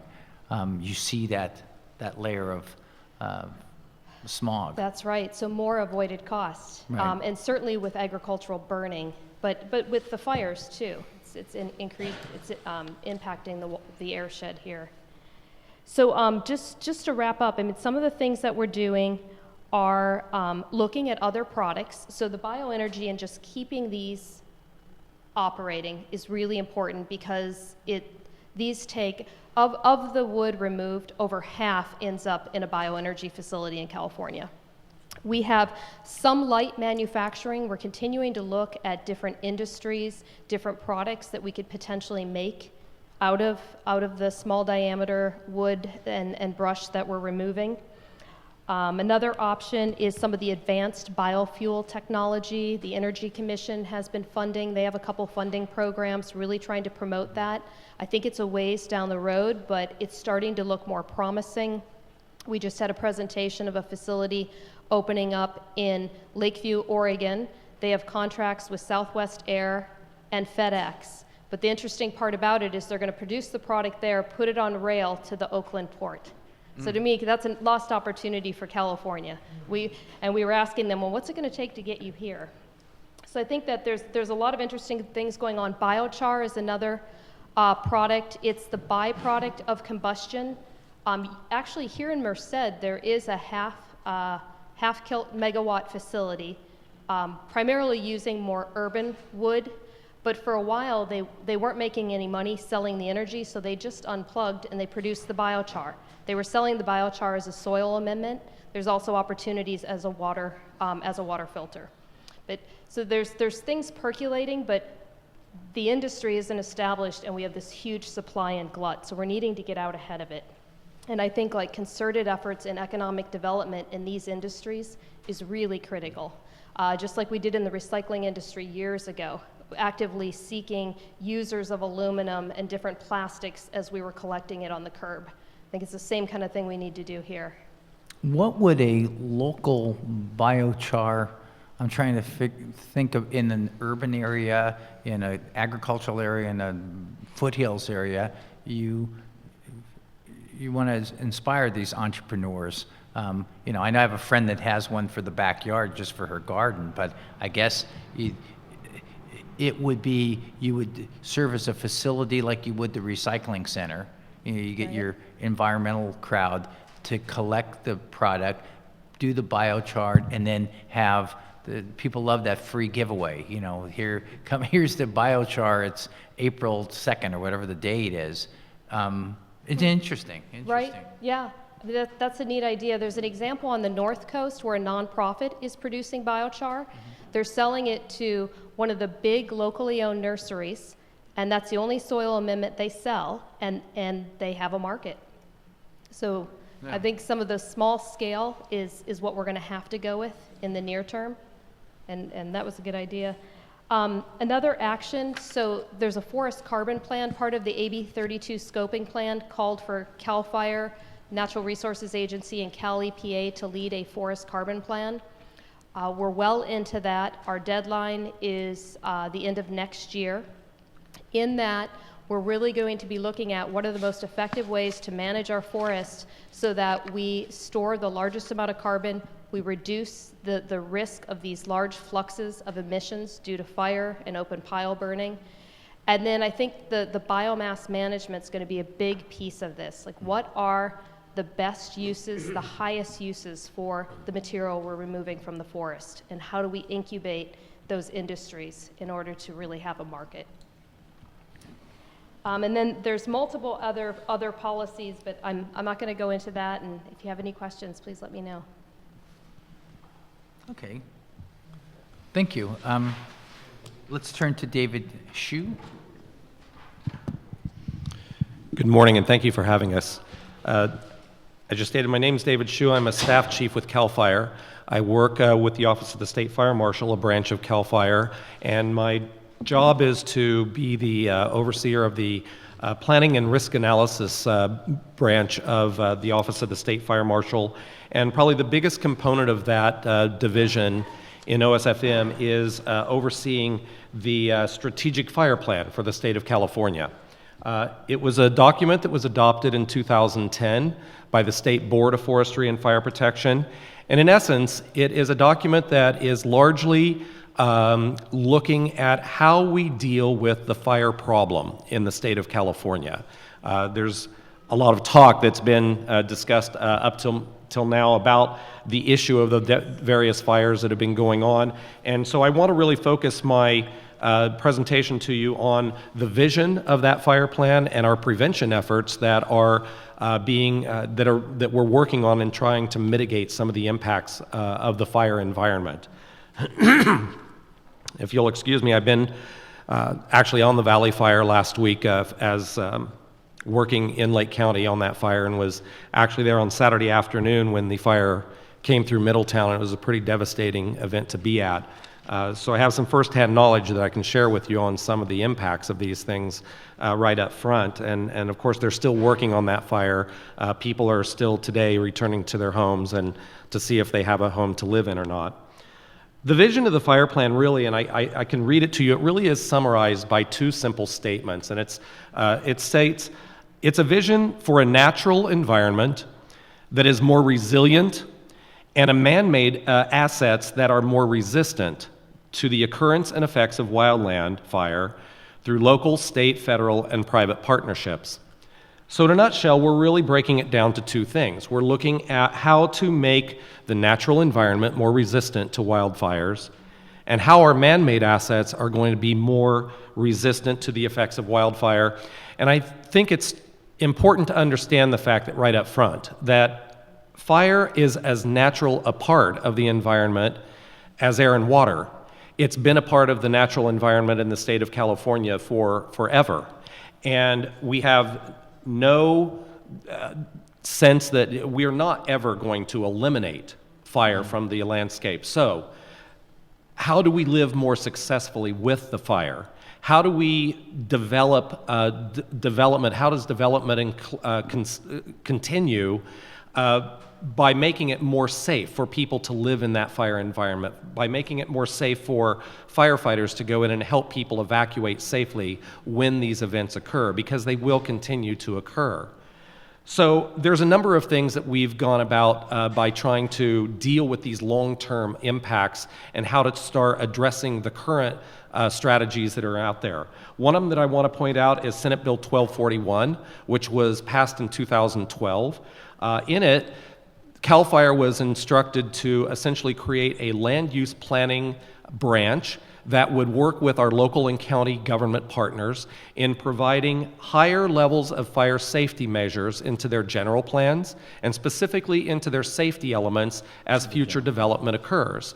And what that is doing is CAL FIRE employees are working hand in hand with local planners throughout the state in looking at guidelines by the Office of Planning and Research and putting in more effective fire safety measures, so as future development occurs, it will be done in a way that is more safe for people to live there, including both landscape issues, evacuation routes, travel routes, water resources, and also the structures and the codes that are used for the building and the construction to make structures more resistant to the effects of wildfire.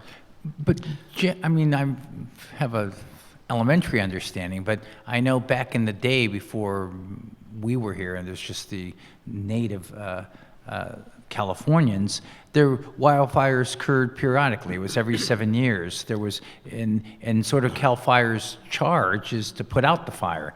You know, at least those of us in the urban centers, they put out the fire. And you know, I grew up in, you know, the first Earth Day that we were supposed to protect all the trees, and we were supposed to make sure that not one of them gets knocked down, right? We had the old growth forest. I mean, there's many people in my neighborhood thinks that the whole state of California is an old growth forest. How do we recreate that cycle of fire manually? I mean, if we're gonna, there's gonna be some fires, and we still gonna, because there's real property there, or property that people care about, there's gonna be the desire, we're fighting to put the fires out and protect things, but how do you recreate that, the effects of what would happen every 7 years or 8 years when a fire would come in, and the Native Americans, they would light the fire. They'd start the fire and say, well, this is time, it's too much growth, we gotta get it done. We don't have that type of thinking. You're right. It is a mindset, and you are right. We were charged with being good at putting fires out, and I have to say that we've gotten very, very good at it. We are very successful in suppressing fire ignitions. And in fact, you bring up, it was a perfect segue, thank you for bringing that question up, because it is another point that I wanted to bring up. So prescribed fire, man-made fire activity, is another tool in which we're exploring. In fact, Senate Bill 2465, which was vetoed by the governor last year, was an effort at creating a model for introducing more prescribed fire into the landscape. But there were some critical components missing, and the governor recognized that. But in his veto language, he discussed and basically directed CAL FIRE to work with our local partners, the Northern California Prescribed Fire Council, our federal partners and local governments, the Air Resources Board, and other stakeholders in this, to basically find a way to do exactly what you're suggesting, introduce more controlled and prescribed fire into the environment. As you've heard over and over again, the amount of fuel that has built up over the years in the state is excessive at this point. And that is why, when we see some of these fires starting, the amount of fuel is the primary source being pushed by the wind of why these fires explode into such catastrophic events. In the old days, Native Americans certainly did light fires, but because they did it so frequently and so routinely, the amount of vegetation on the ground was kept at a much, much lower level than what we currently see. And because of that, when they lit fires, it burned at a much smaller and lower intensity than what we see today. So consequently, because we have become so good and efficient at putting fires out, it has allowed that natural resource to grow and become thicker and more resistant to fire. And so when fire does start, especially in the drought conditions that we're seeing today, they can explode into, unfortunately, killer fires. And that's what we've just witnessed recently in these latest fires that are burning. So we are partnering with our agents. We're having meetings with them. In fact, we have another meeting scheduled tomorrow, in fact, to work with our partners in finding ways that we can all collectively introduce more prescribed fire into the environment. And we'll be working on that and bringing that forward to do exactly what you're suggesting. Introducing a little bit more of what Mother Nature intended into the landscape. Of course, we have to do it in a manner where millions of people live today, where, of course, that wasn't a problem back in the day. So we have to address that also, and the air resources issues and all those things. So we have to find a way to do that. We have to find a way to compromise and everyone work together, because that is one way that can be very successful. By doing that also, it also works at going ahead and reducing the amount of carbon output that you see in the large destructive fires. If we are in control and put smaller fires in the landscape and reduce that fuel loading, it means that the larger fires will have less fuel to consume and therefore less carbon output, which then directly translates into protecting public health in a more resilient way. So it all ties together. You're exactly right. So looking at ways to try to go back and mimic some of what Mother Nature intended all along and what Native Americans knew for so long, I think we can be more successful in helping to create those natural occurrences. Another factor that I want to bring up is, of course, you mentioned it earlier, the state responsibility area fire prevention fee. That was imposed and initiated and implemented in 2011. It's been in place for 4 years now, and it has done an amazing job of, for the first time ever, providing a consistent and reliable revenue source for the department to work on the prevention activities that we are now doing.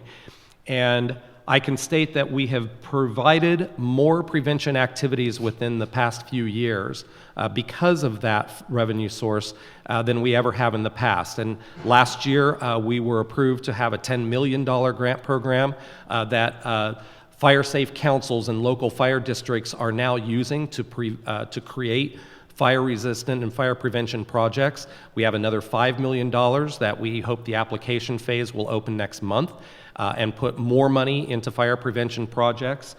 We've created a report, an information report on the fire prevention fee that is available to break down for the past 3 fiscal years exactly how the money has been spent and what we've spent it on.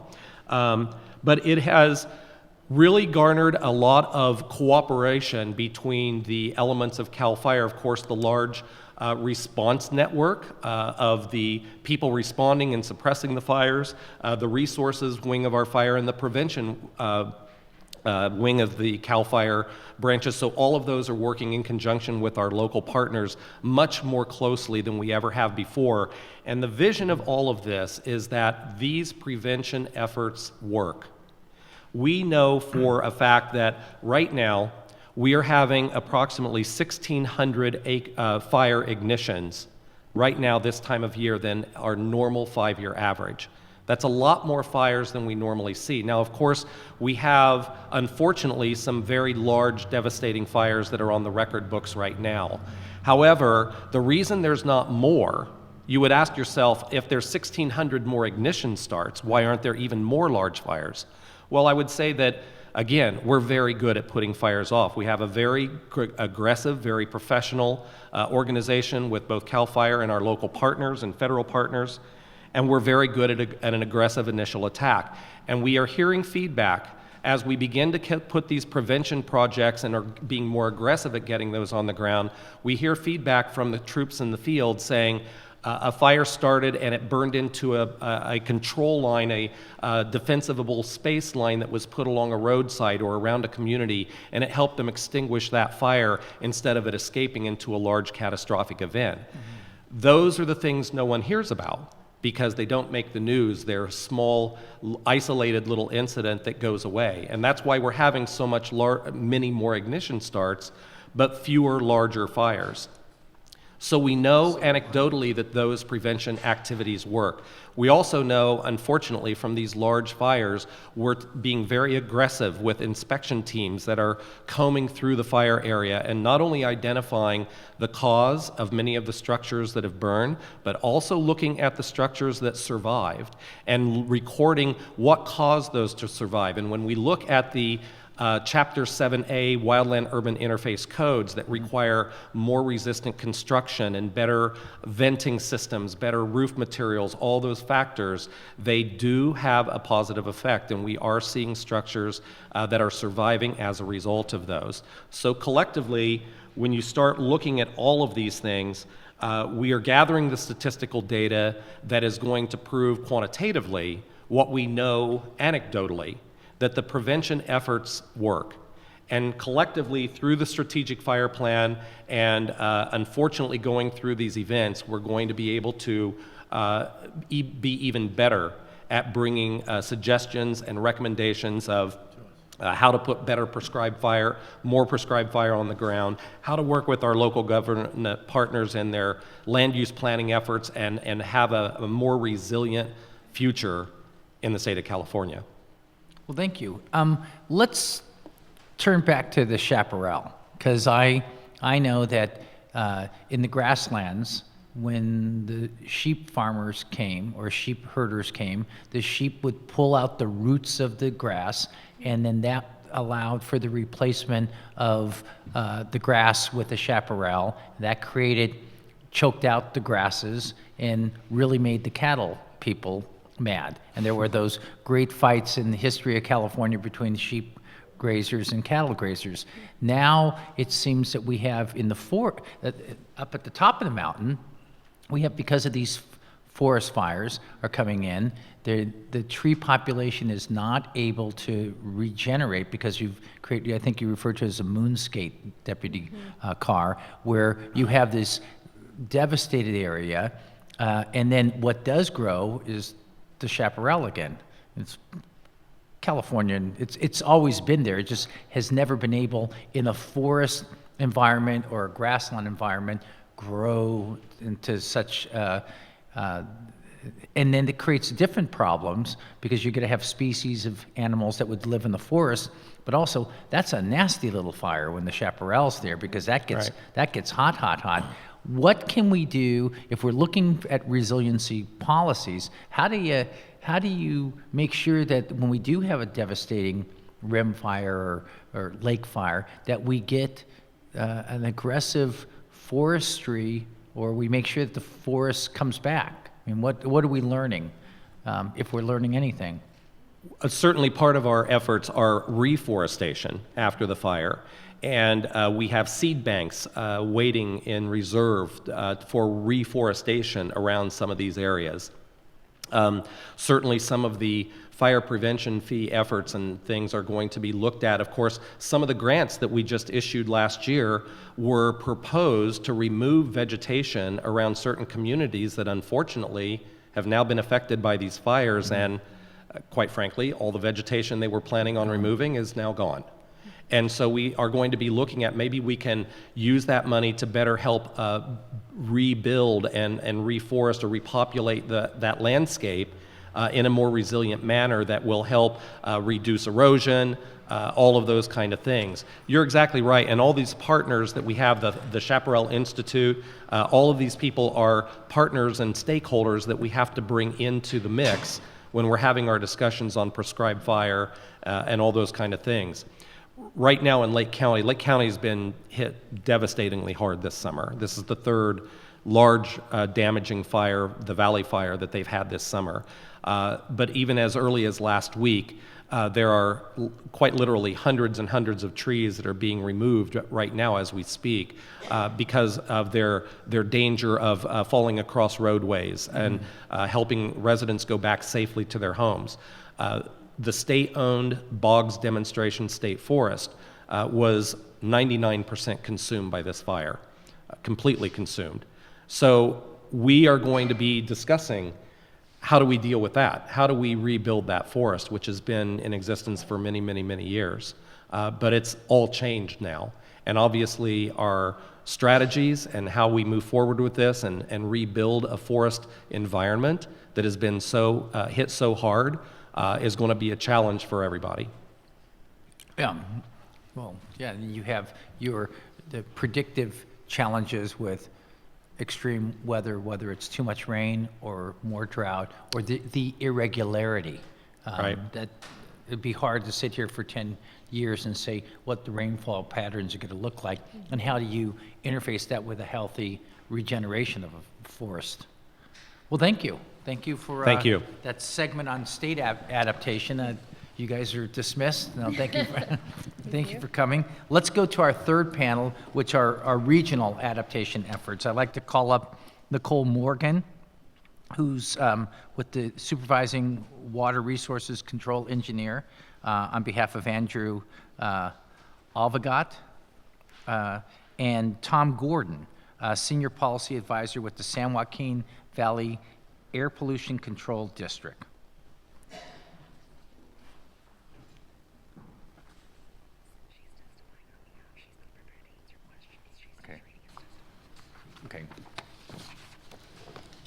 And I understand you're here with the testimony of Assistant Executive Director Alvagot? Yes, yes. Good afternoon, Mr. Chair. My name is Nicole Morgan, and I am the NPDES Program Manager for the Central Valley Regional Water Quality Control Board. Today, I'm presenting on behalf of Andrew Altavolt, Assistant Executive Officer for the Central Valley Regional Board. And if you do have any questions, I am very happy to take those back to Mr. Altavolt for an official response. So first, I'd like to provide just a quick overview of the Central Valley Water Board, just to give some context to my presentation today. We are one of 9 of the Regional Water Quality Control Boards under the State Water Resources Control Board. The regional water boards are semi-autonomous, and our boundaries are based on watershed, and our water quality requirements are based on the unique differences in climate, topography, geology, and hydrology. The Central Valley Water Board's boundaries extend as far as north as Modoc County and as far as south as Kern County. When we are considering the impacts of climate change, we're looking at several things, including drought, wildfires, water conservation, sea level rise and salinity, increase in water temperatures, increase in sedimentation, changes in stream flows, changes in rainfall patterns. To date, there is limited data and modeling available on the impacts of climate change and on water quality. While we have seen some of the impacts over the last couple of years from the drought and water conservation, we do not have much data on the long-term impacts. Some of the predicted impacts from climate change that will impact water quality include sea level rise, increase in water temperature, increase in sedimentation, and changes in stream flow due to changes in rainfall patterns. Sea level rise and storm surge impacts on the Delta are both predicted to occur. Both of these will have direct impacts on water quality and important infrastructure like wastewater treatment facilities. If storms become more intense and shorter in duration, this may result in increased flows into wastewater treatment plants and stormwater facilities. Some of the water quality facilities in the Central Valley are aging and are currently primarily designed based on historical data and have used this historical data to predict the future design needs. Only recently have facilities began to consider more the future impacts of climate change in their designs. The potential continued increase in water temperatures is also a concern for water quality in the Central Valley.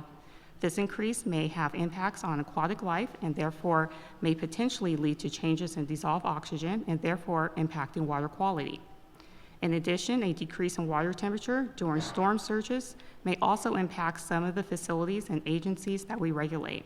Many of these facilities and agencies have temperature restrictions within their permits that they must comply with, and a change in temperature may also impact how the facility is operated in order to comply with our permits.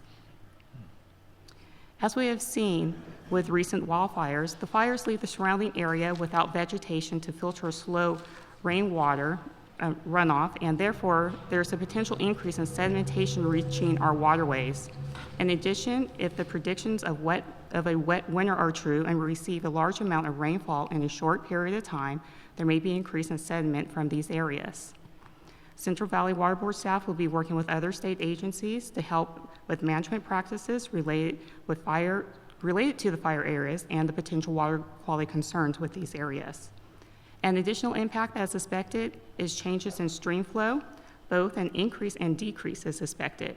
In periods of drought, as we are in now, many streams are seeing a decrease in flows. This translates to potential increases in water temperature and potentially how we regulate water quality facilities in the Central Valley. In addition, some facilities are not able to discharge under their permits when stream flows are low. Therefore, these facilities, we need to take a look how the decreased flows will impact how they operate their facilities. Currently, staff from the Central Valley Water Board are participating in a work group with the other regional water boards and the State Water Board. The work group is developing a list of statewide climate change water quality efforts and are working on a standardized format for climate change work planning throughout the regions. The Central Valley Water Board held an all-day workshop on March 12th of this year at the Cal EPA building in Sacramento. The purpose of the workshop was to get initial input from the public and our board on elements of a climate change work plan. Topics of discussion included research, data, and modeling of climate change impacts in the Central Valley. Impacts included temperature changes, less average runoff, changes in extreme drought and flood conditions, and changes in crop production. There was also a significant discussion of data and modeling needs, including the fact that models need to be configured every 10 years or so and incorporate the most recent data. How models should be related to policy decisions and how decision makers react to uncertainty. Also discussed was data management needs, including the state's role in managing data and ensuring consistency. Another topic was an overview of the state and regional efforts to address climate change. The discussion included information on the efforts of the Department of Water Resources, the State Board's Division of Water Rights, Division of Water Quality, and the Division of Financial Assistance, and the efforts of other regional water boards. In addition, the panel discussed climate change impacts on those we permit and the residents of the Central Valley. The discussion included the efforts related to agriculture, including work on on-farm groundwater recharge, dairy digesters, and the Healthy Soils Initiative. We also discussed how publicly owned wastewater treatment facilities are focused on things such as water recycling, utilization of biosolids, and capturing and using methane gas. Environmental justice advocates stressed that vulnerable communities would be most impacted by climate change and that water quality is diminishing. Also, that water supplies are becoming less reliable. All of the panelists stressed the need for interagency collaboration to address climate change. The workshop ended with a discussion of potential strategies for addressing water quality and climate change. Specific topics that the Central Valley Water Board wants to address in the work plan include short-term solutions, including changes on how we permit facilities, and a discussion on where flexibilities exist and do not exist when permitting a facility, and taking climate change into account. In addition, an understanding of the data that needs to be collected for us to assess the impacts and trends associated with climate change when permitting facilities. Midterm solutions include water quality modeling related to climate change as part of a statewide effort, the incorporation of climate change into statewide efforts on anti-degradation policies and CV-SALTs, which is the Central Valley Salinity Alternatives for Long-Term Sustainability effort, which will be incorporating climate change into its planning efforts. Long-term solutions include incorporating climate change into our basin plans. The basin plans are required by the Clean Water Act and include water quality standards consisting of designated uses of our surface waters and the associated water quality criteria. Our current efforts include prioritizing the permitting of water recycling projects, addressing the impacts of water conservation through amending permits when trends have been established. Some of our facilities have started to see a change in the concentration of what is coming into their facilities, thus impacting how they can comply with their permits. Staff are also working with CAL FIRE to develop management practices for the fire areas. In addition, we are working on a climate change work plan, and we'll be providing an update to our board in December of this year. Thank you. Well, thank you. We, I know that we can't take questions, but I'd like for you to share with Director Altivo. I guess the cliche is we need to get on our horses and start galloping. I mean, the concern that I have is this past summer, Texas got storm surges where the whole state of Texas got the equivalent of 12 inches of water throughout the whole state in a very short period. And, we can only think of drought right now, but when we have these extreme weather, it's going to make the modest efforts that we're looking at to manage data. We definitely have to manage data, but we have to really come up with a resiliency plan to adapt for these, because my concern is that that's going to become the norm. So, hopefully we get legislation that helps the regional boards coordinate with the State Water Board. Well, they can do that, but with also these other partners that we have. The other concern that I have is when we had our field hearing in the Bay Area, they're concerned about sea level rising, right? Yes. And the impact that that's going to have on water quality, but it's also having it on their waste treatment plants. Their 28 or their 29 waste treatment plants are designed, they're gravity run, so they're all next to the bay at elevation 0. And you get a 1 foot sea level rise, a lot of people are out of business. And the concern that I have from the testimony is that if we let all these little water districts work on their own and provide them with information, they're all going to, in the Bay Area, that would be 28 new waste treatment facilities. We don't have that type of dough. The waste treatment facility, the consumer, the state. So we have to look at these challenges in the watershed or in the whole San Joaquin, sub-region to say, give people information so that we're making wise decisions that are going to be adoptive. Before we even get to the already bad water quality in some of the communities that are poor and that are worse. I'm familiar with that. I do have jurisdiction over that, but I'm worried about the worsening of that with a series of surges. So my office, my committee will work with the director, and thank you for the testimony. Okay, thank you so much. So let's turn to air. All right. Well, thank you, Senator Witkowski, for coming to the Valley and inviting us to come.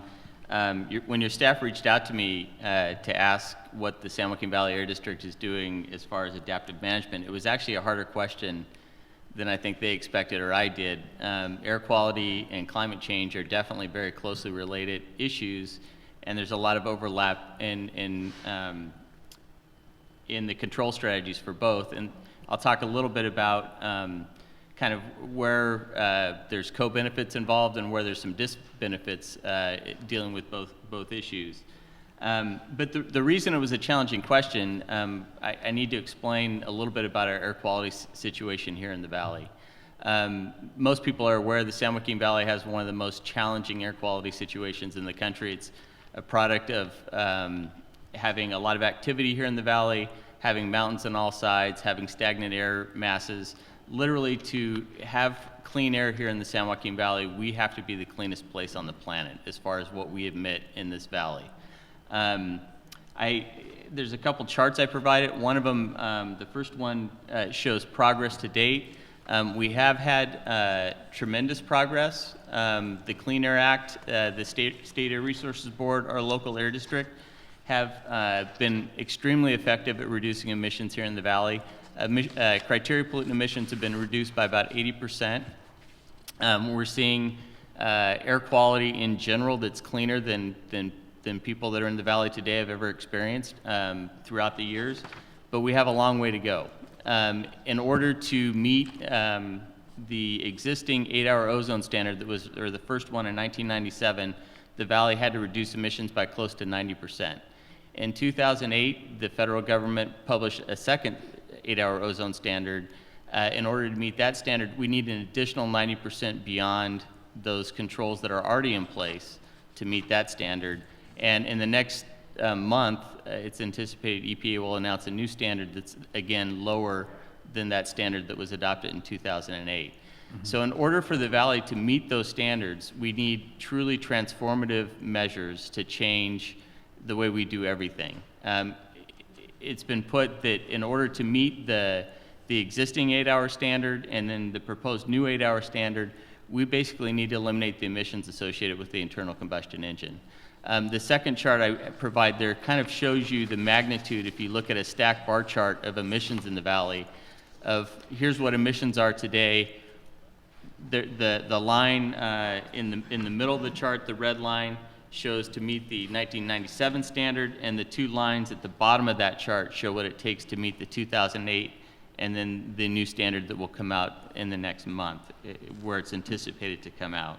Now, some of these ozone emissions they're your problem, but they're not your cause. I mean, some of these heavy trucks are leaving Long Beach and driving to Chicago, or they're leaving, they're just driving through I mean, the farm equipment, it's your problem, right? But some of these are other sources. We had the fire folks here because, you know, there's a fire up in the hills and all of a sudden all the bad air comes down in the San Joaquin, the valley. I mean, that's, when you try to achieve the compliance at these levels, how do you separate the, let me call, homegrown sources of pollution versus just the migration of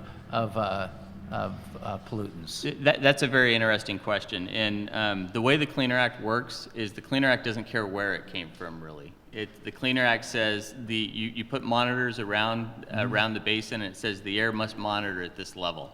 So whether we have the authority over the source or whether it's a homegrown source or not, we're responsible for it. We're responsible for reducing those emissions. Now, the solutions, on the solution end, that makes things quite challenging. Even the homegrown, as you mentioned, as you called it, pollution here in the Valley Air District really only has authority over stationary sources and area sources. So everything from oil refineries to gas stations to farms here in the Valley, we actually have regulatory authority over. Mobile sources are the state and federal government. California Air Resources Board is a worldwide leader in controlling mobile source emissions. At the federal level, one of the issues we have is they generally adopt standards for heavy-duty equipment to satisfy the whole country, but they aren't generally aggressive enough for what we need here in the San Joaquin Valley or in South Coast. Pretty close to 80% of our nitrogen oxide emissions in the valley are from heavy-duty equipment, heavy-duty diesel equipment on-road and off-road. That equipment is almost totally controlled by EPA as far as new standards on what emission levels those engines must meet. So we do have to work with a lot of different partners to meet the standards. But in the end, the standards are the standards, and we have to, along with those partners, get to bring this bar chart down to these lines at the bottom of the page. And there was a lot of contentious debate in the legislature this past year about some goals that had been proposed for climate change purposes. To be quite frank, even if we had met those goals, we'd fall short of meeting attainment here in the San Joaquin Valley. That shows you the magnitude of the challenge. Even those aggressive measures that people were debating weren't enough to get us to attainment of the federal standards here in the Valley. So when I was asked what our agency plans to do differently because of climate change, it was a tough question because we're doing everything we know how to do right now, and we still don't have the answer to our existing problem, more or less a problem if it's 10 degrees warmer or whatever climate change does. We're already in a situation where we're doing everything we possibly can, and we need new technology to come along to help us meet the standards. And now that doesn't mean that there isn't an interplay between climate change and local air quality, and policy-wise, there's a lot of interplay. And you already mentioned one area, which is in dealing with the forest issue and wildfires. The Air District has always been a proponent of thinning the forest, of managing the forest. We actually work with both the state and federal land managers. We have a daily call with them. There was a discussion about prescribed fire. We actually work with them to do forecasts to say, yeah, today's a day you can do a prescribed burn or not do a prescribed burn. And what we don't want to see is catastrophic wildfire. While there may be some localized impacts on a short term with a prescribed fire, back in, I think it was 2007, and then this year, we saw some of the highest air quality readings ever in the San Joaquin Valley due to fires in the Sierras and the coastal range. We had weekends where, high school, I mean, there's all the health impacts that are obviously there, but high school athletics are closed, kids are kept indoors during school. The valley basically gets fumigated by these large fire events. So we're a big proponent of more resources to thin the forest through mechanical treatment or otherwise. We work with the land managers to make sure that they can do prescribed burns in a method to not impact public health here in the valley. The biomass industry is a huge issue for us. As was mentioned, it was an industry that was started in the 1980s. Policy has moved along, and the policy now doesn't fit that industry. Solar and wind receive subsidies. They've kind of set the price for renewables. The large utilities have bought a lot of solar and wind. They put out power in the middle of the day, And now they need Power plants nine. that can turn on in the afternoon to serve the evening rush. Well, biomass plants don't really work that way. They're base load power. They turn them on, they run them. They can't compete on price with natural gas. They can't compete with solar and wind. We lost 2 of our biomass plants last year here in the valley that served to reduce ag residues, which is mostly woody waste, by the way. We're not talking about growing crops for biomass. We're talking about orchard removals, prunings, that kind of thing. We have about 1 million bone-dried tons of wood waste that goes to biomass. We lost 2 of our plants last year, and a third, their contract is up at the end of this year. And they basically can't get a contract that will allow them to operate under existing energy policy. And was mentioned by CAL FIRE earlier, the prices that they're getting don't recognize those other benefits. We were able to eliminate 80% of the ag burning in the valley because we had a viable biomass industry and a place to take that material and dispose of it. There was a bill this past year that went through your committee and was passed on to try to get some resources for them. It didn't, in the end, make it through the appropriations process. But I think we need to look at energy policy and say, yeah, we want to get energy at the least cost, but there are some of these other plants that are important for other societal reasons that we need to make sure that can remain viable. Yeah, because if you didn't burn it, then it would just rot, and then you have that carbon release. Yeah, and everything else that goes on with that process. And basically with ag, in the forest you have material that builds up and you have the catastrophic wildfires. With ag, they need to get that material out of the field so they can replant. So they can't just leave it there. They can't compost all of it. It's woody material that doesn't compost well. They do some of them do some shredding and some reincorporation in the field, but not with the amount of material we're talking about. So it's either burn it, put it in piles and burn it, or haul it off to biomass, or find other alternatives. I'll be the first one to admit that those plants were built in the 1980s. We need resources to modernize, look at better ways to use it, cleaner ways to use it. But right now, they're definitely a cleaner alternative than pushing into a pile and burning it in the field. So I'm very interested in how the regional agencies coordinate things, and you've painted the picture here that you could have the perfect storm created where Long Beach is flooded with cargo and all these trucks are coming off because they want to deliver Christmas stuff to the Midwest. You got a gigantic fire that's burning up on the hills. Whatever pollen needs to be floating around, that's on steroids. And then Mother Nature produces a wind that forces everything from the hills and from the coast into the San Joaquin.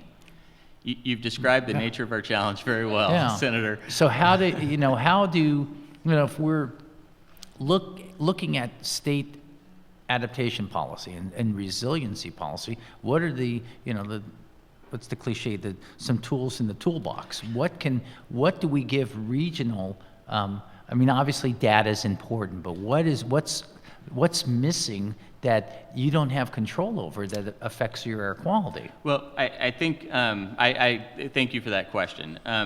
As far as tools in the toolbox, one of them is information and data, and one of the things I wanted to mention is, and this does have to do with adaptation, when we have a catastrophic wildfire and we start having major air quality impacts, we have developed tools to let the public know what they can do. We have a system called the RAN network, the Real-Time Air Advisory Network, that gives schools hour-by-hour information about air quality in their region. What used to happen is, if you projected that at any hour during the day you were going to have an exceedance of an air standard, they'd keep the kids in all day. And nobody wants that. We want kids to be active. We have obesity issues. We have other issues. So what we've been able to do now is provide a tool for schools where hour by hour they can see what air quality in their area is and make decisions about morning recess, lunch, afternoon recess, after school activities, and allow kids to be active. And when there's a wildfire, those are great tools to manage, make sure people aren't being exposed to harmful air quality, but also making sure that they can do as much of their normal activity as possible. So on the tools front, we are developing some very interesting tools to help the community deal with the situation. On the resources side, I think SB 535, we as an air district, we're huge supporters of 535. As climate change resources are spent, we think areas that are already disproportionately impacted by air quality, we supported both provisions of 535, the areas that are disproportionately impacted by pollution and have poverty and other issues. We think those resources should be prioritized for those areas. Also, the state, when they adopted the cap and trade program as part of their environmental work, there was a requirement called adaptive management, where those facilities that are buying cap and trade credits in lieu of making changes to their plants, we're foregoing some other co-benefits that would have occurred because that credit purchase was made. And so resources need to be spent to recognize that and reduce the pollution that would have otherwise occurred at that local plant in an area like the San Joaquin Valley. So, you know, you're making progress, you have this market mechanism, but you're also getting the reductions in the area where you potentially lost them.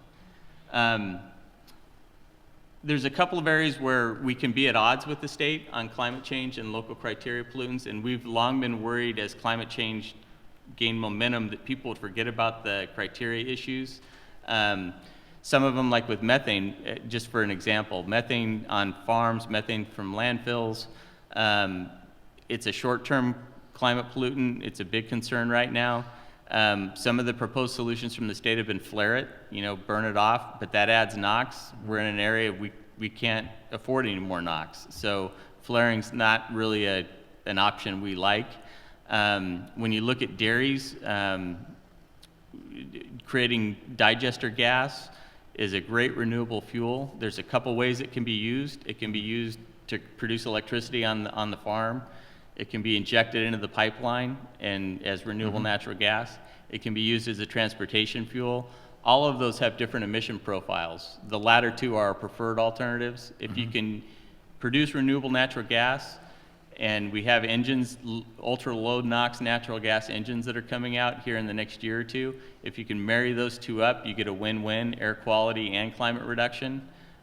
Those are some areas we'd like to see more resources placed. With this to bring back the milkman deliveries? You know, Sure. no, just kidding. Just kidding. Actually, milk trucks are the first ones in line.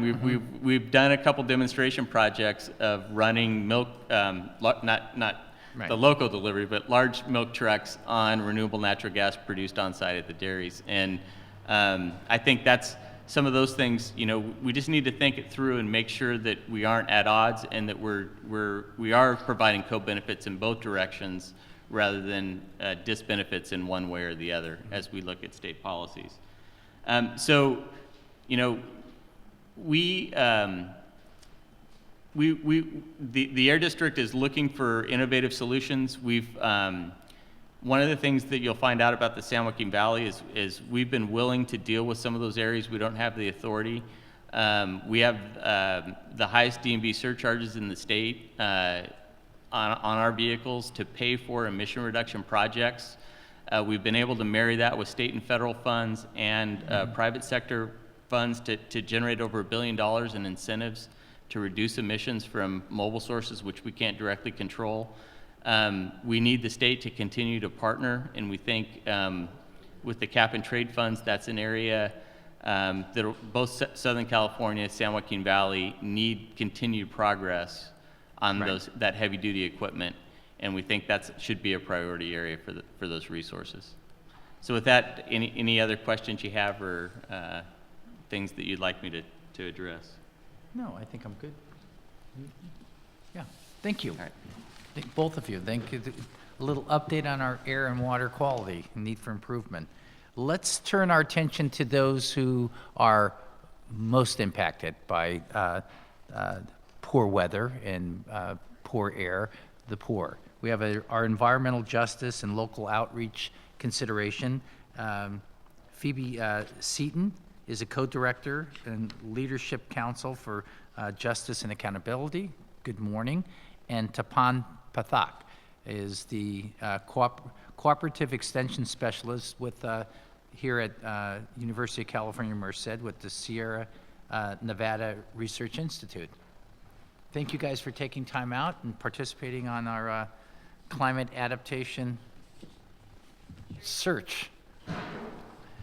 Who would like to go first? It doesn't matter. I'll go first. Okay.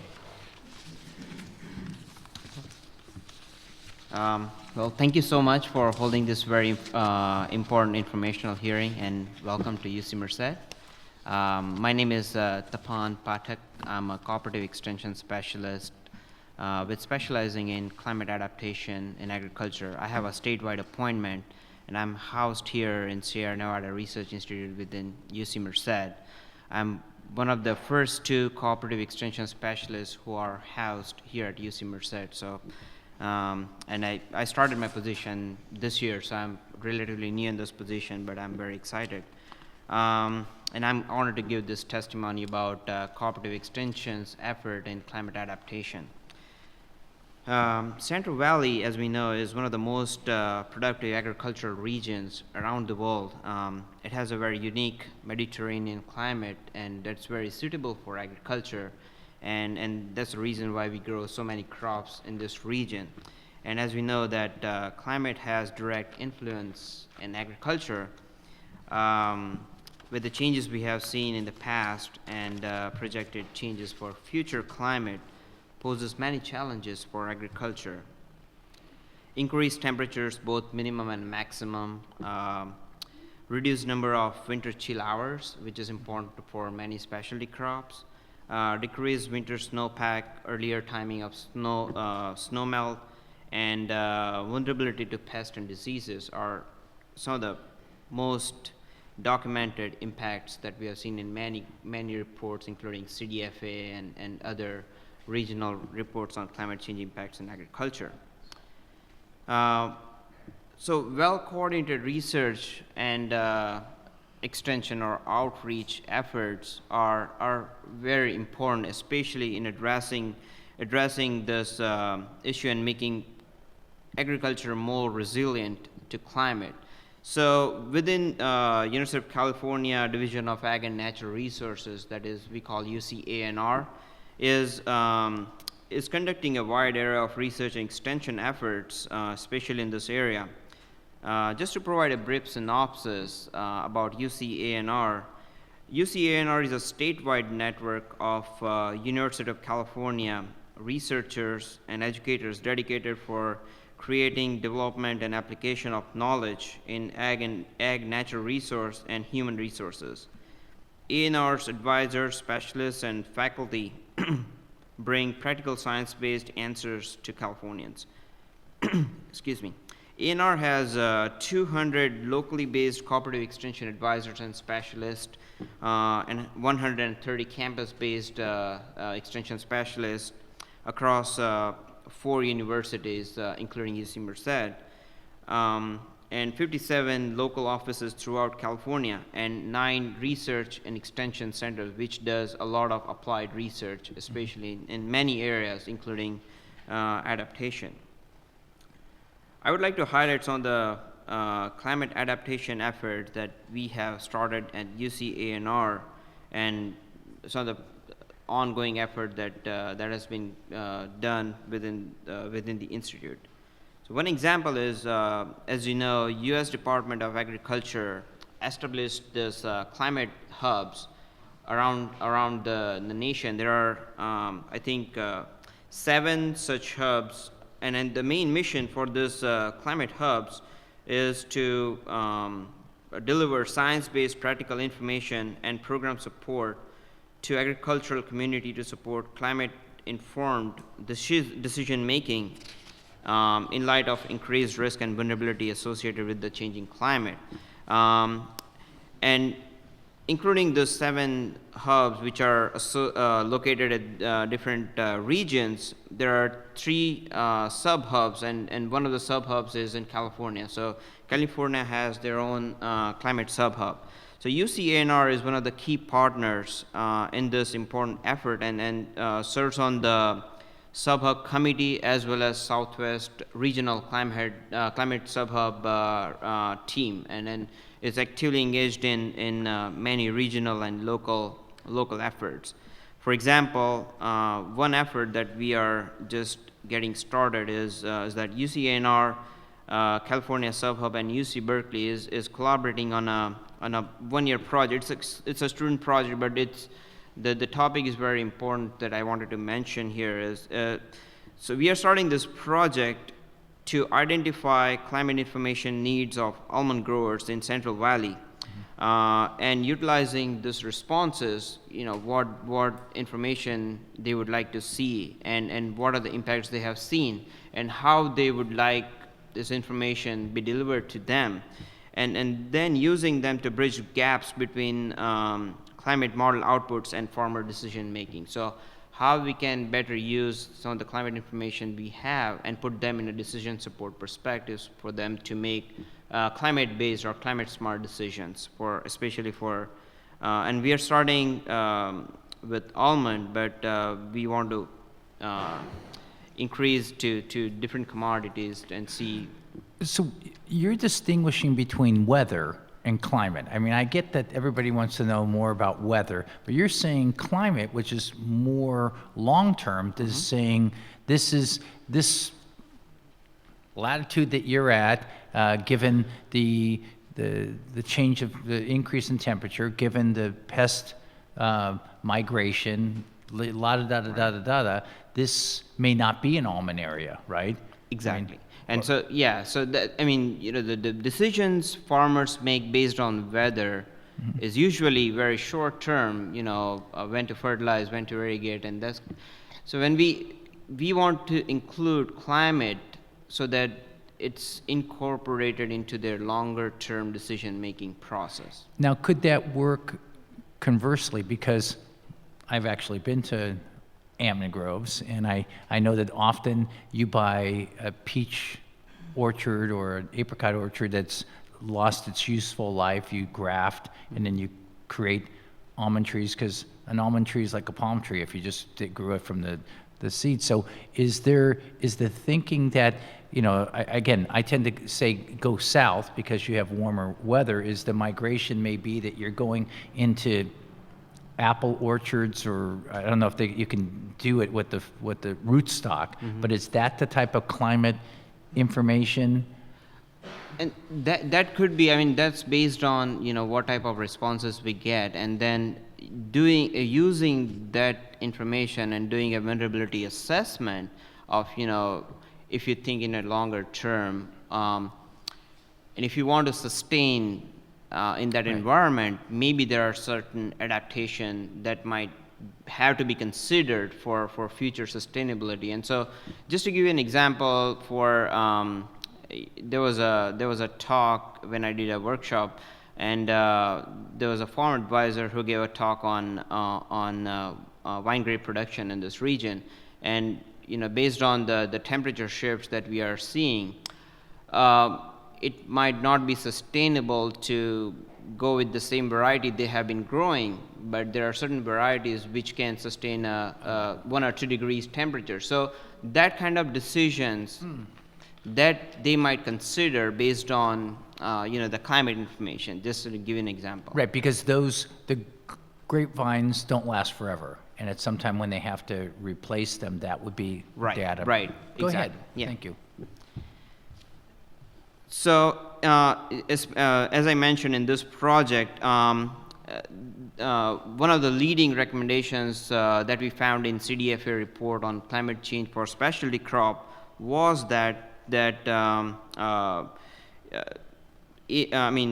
grower compile a list of grower needs for weather data and forecast. So we hope to provide this kind of information for a lot of adaptation efforts for future.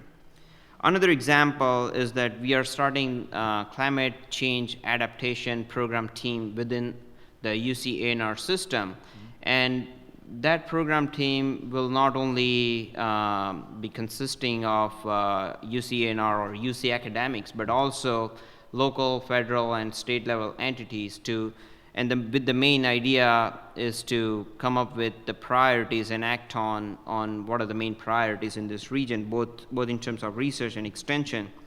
And it will also, this program team will also serve the purpose, as Roger Bales mentioned, that we need to have a more climate literate community. And so we want to build a capacity within the UC-ANR to address climate change and agriculture and natural resources. And so we want to provide more science-based information to UCNR academics who work directly with the farmers and other local entities, and so that they are better equipped with answering these questions when they're dealing with their clientele. So, and I'm serving as a chair for that program team. We are just getting started, and we have our first meeting next month, and we hope to continue this dialogue and identify both long-term and short-term priorities, and then execute some of the projects. Apart from this recent initiatives, UC Cooperative Extension is also actively engaged in informational response to climate risks. As we know, we are in exceptional drought conditions, so to help farmers make best use of water they have available, UCNR created drought fact sheets for many crops, and these peer-reviewed fact sheets provide practical strategies for making best use of available water. And I have the link that I'll provide in my written testimony. And not only that, we also have applied research webinar recorded, and it's available on the website for mainly for farmers to understand and use some of these practical tips that they are given in terms of saving the water and making more production with less water. Another example of high impact program where UC Cooperative Extension is leading, these two programs are Master Gardener and Master Naturalist. These are community education type programs, and then this is statewide. Almost many counties do offer these programs, and we include climate change and drought landscape type topics in their curriculum. And then once they learn in this program, they go out and teach others in community in what they learn in the class. Talking about communication, one of the most important components for effective adaptation is also effective communication about and translating science into decision making. Here at UC Merced, we have Center for Climate Communication, and that's affiliated also with the Sierra Nevada Research Institute. The main mission is to conduct and promote research on communicating climate issues, including climate variability and adaptation. Center organized a series of workshops on communicating climate issues in ag and water sectors in the past few years, and has planned a couple of more workshops in next coming few years. In this workshop, we invited diverse group of clientele, farmers, irrigation district, cooperative extension, local and state agencies, and also private ag industry people to participate.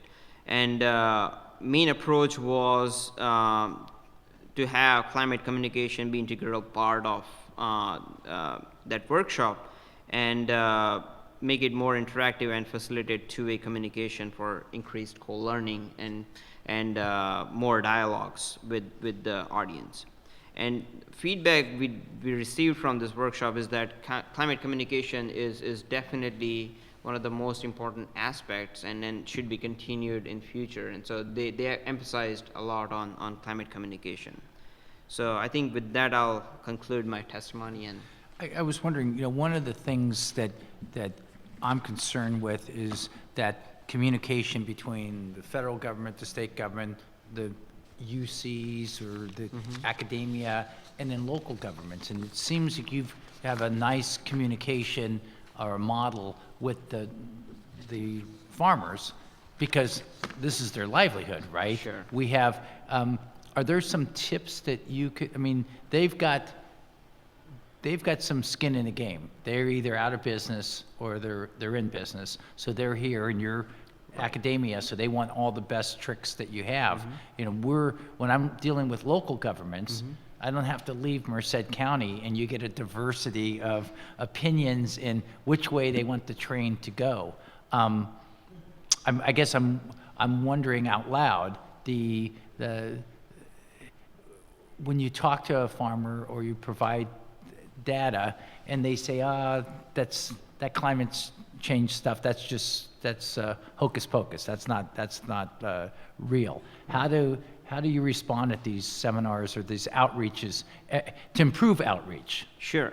This is a very, very important and challenging question, especially before coming here. I was in Nebraska in cooperative extension for almost 3-4 years, and we did a lot of survey and focus groups and that kind of work. And what we found, I was involved in one of the NSF projects on effective strategies for climate communication, and we interviewed farmers, then formal K-12 educators, and general community members and others.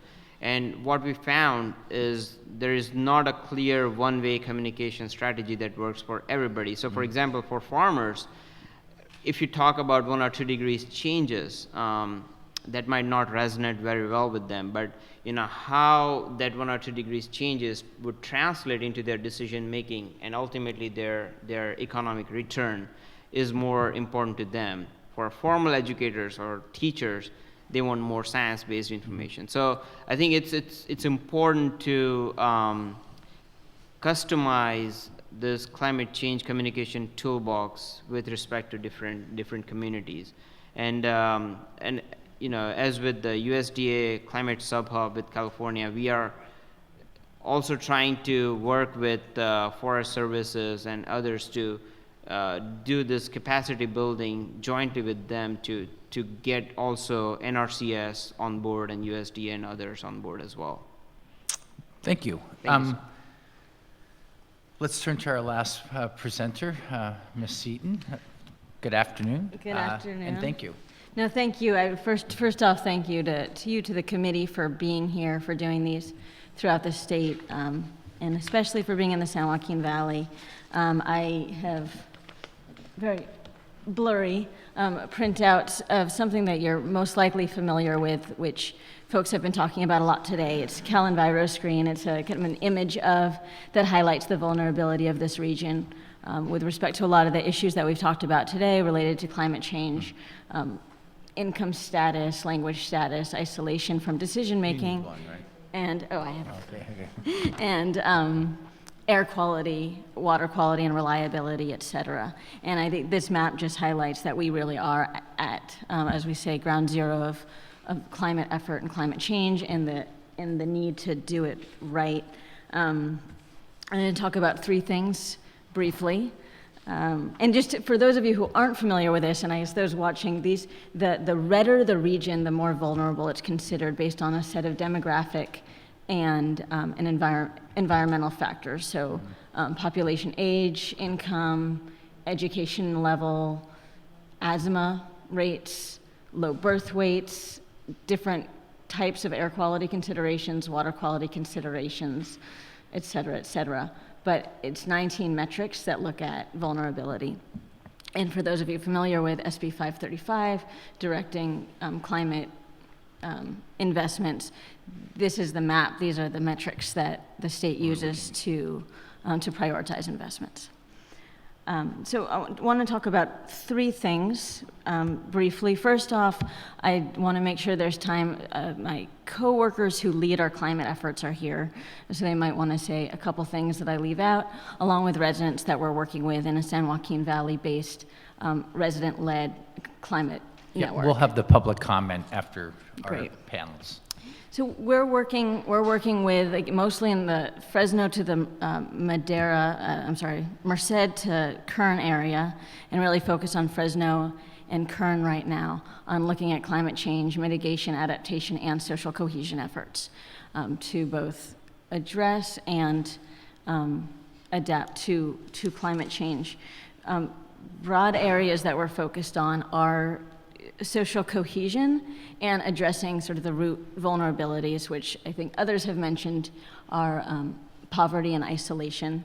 So we're working with community residents from several communities, bringing people together, developing this climate literacy, which we were quite frankly very surprised that kind of resident leaders from throughout the San Joaquin Valley are extraordinarily climate literate and are feeling the impacts every day through increased asthma rates, through increased heat, through increased vulnerability to heat, through decreased access to work because of less agricultural work, et cetera. And so there's also there's already a significant amount of literacy on these issues at the local level.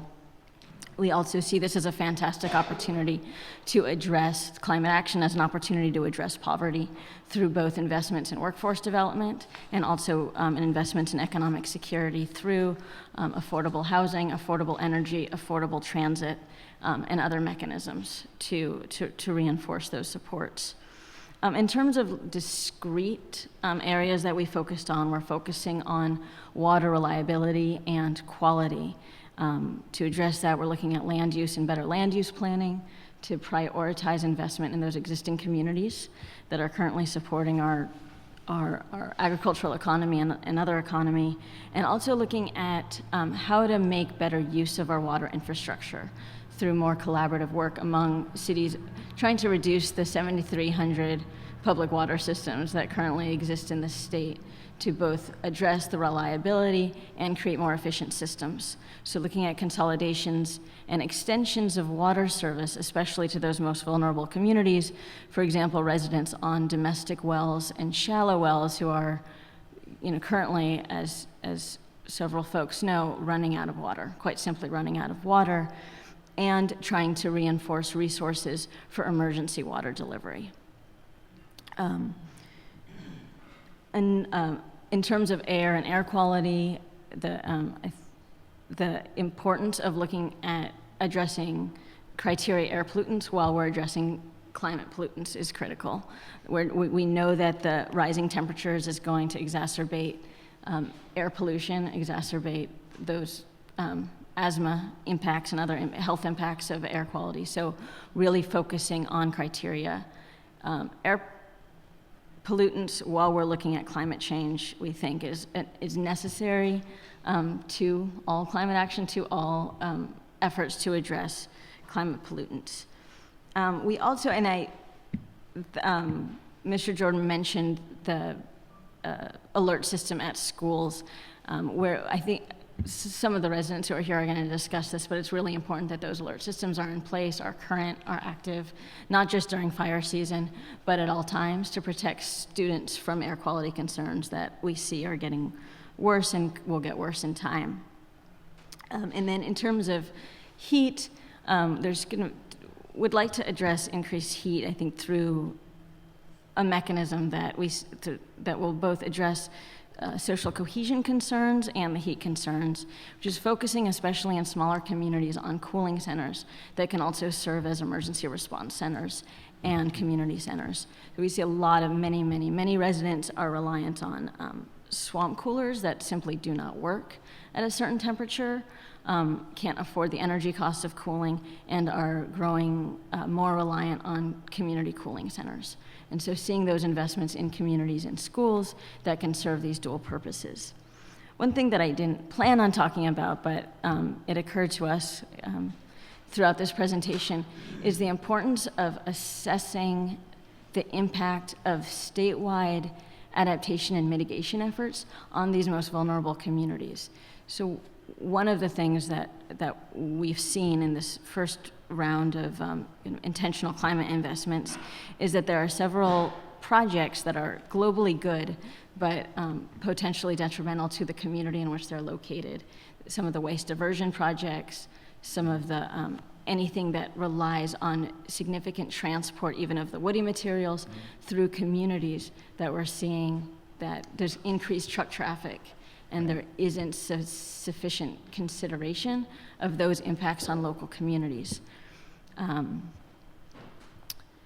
so what we would like to see, and I'd say more and more consideration that these vulnerable communities always be assessed when these projects are considered, and that these co-benefits play a more prominent role in the state's efforts to mitigate and adapt to climate change. And that is it.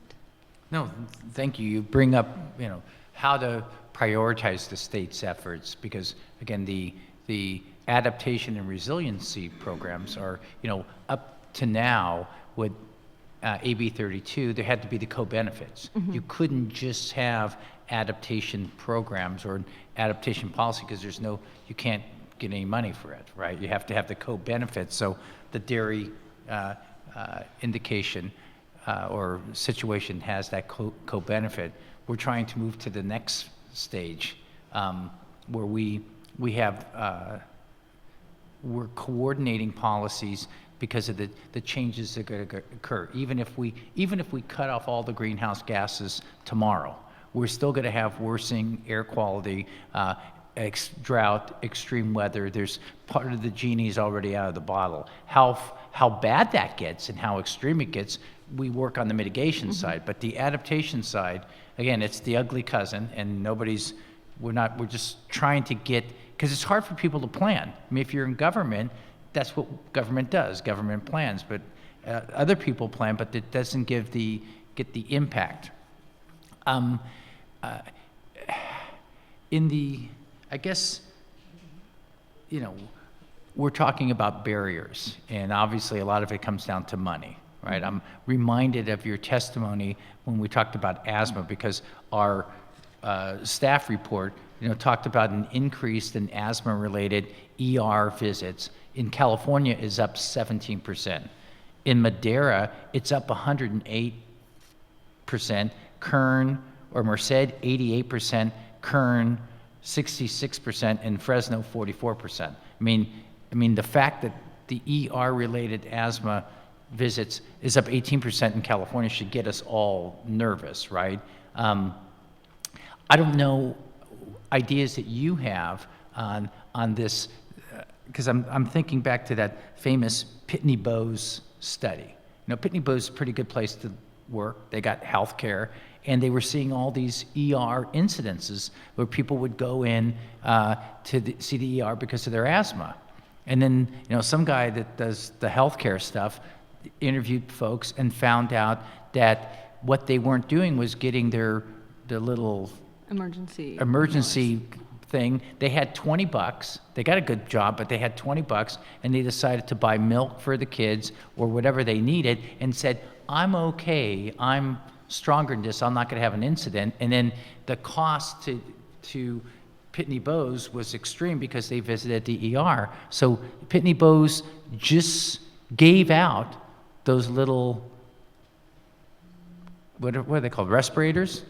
Inhalers, just gave them to the employees. It was cheaper for them to give them the inhalers. And I don't know if the town of Madera can give inhalers to all the kids, but can you help me with some of these little, when things get acute, because I'm concerned that we're trying to plan, we're trying to get better communications with the impacted communities and do what we can for environmental justice, but sometimes it's, like I said, that perfect storm's going to be created. And I'm not exactly sure where the state's emergency services should be directed or should be, what I should be telling the Office of Planning and Research to be focusing their attention on. Office of Planning and Research, well, and I would probably say that the perfect storm, I don't know if it's going to be created. It's pretty much there, I think, if you look at that, with the stats that you just laid out and poverty rates. I think, we actually did bring up emergency inhalers and as an adaptation mechanism, not as a solution, but as a necessary component of addressing the acute impacts of climate change is key. Much stronger efforts, I think, to address the air quality and stronger efforts. I mean, we just saw a significant battle in the legislature 2 weeks ago. And so that conversation is changing, but we are, we need to, as a state, take a very strong stand against those contaminants and those pollutants. Yeah, I'm not reducing the desirability of mitigation. I'm saying we want to do that, but I still have to deal with that. There's still even if we cut Madera in half, it's still 50% higher than everybody else. And those are emergency room visits. That's not just I have an asthma problem or a chronic asthma problem. That's I'm in the emergency room. Well, and there is an issue with in terms of access to medical care. So we do have a deficit in medical care and primary medical care here in the Valley as well. So we do need to make investments. I don't know if that's necessarily OPR or DHS but improved primary care and access to primary care through the schools, through families, through health homes.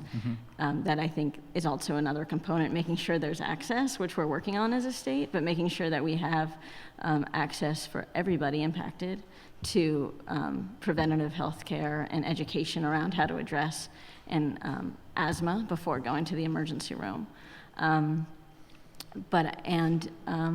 And more education on, unfortunately, when it's okay to go outside, which is, I think, as a kid who grew up playing outside a lot, it's disheartening to know that we need to create better recreational opportunities that don't necessitate exposure to contamination. How might that greater communication look like in impacted communities? We can tweet people, we can put things on the internet, we can have things on TV, but I realize that the most impacted communities don't have that access to information. So we've got a commitment with cap and trade funds that we're supposed to be spending 25% of them in the impacted communities, right? And there's a commitment. And now, some people would say just do it, reduce the pollutants on the heavy trucks, and you don't have to tell anybody, just do it, just get it done. But we're finding the best policies are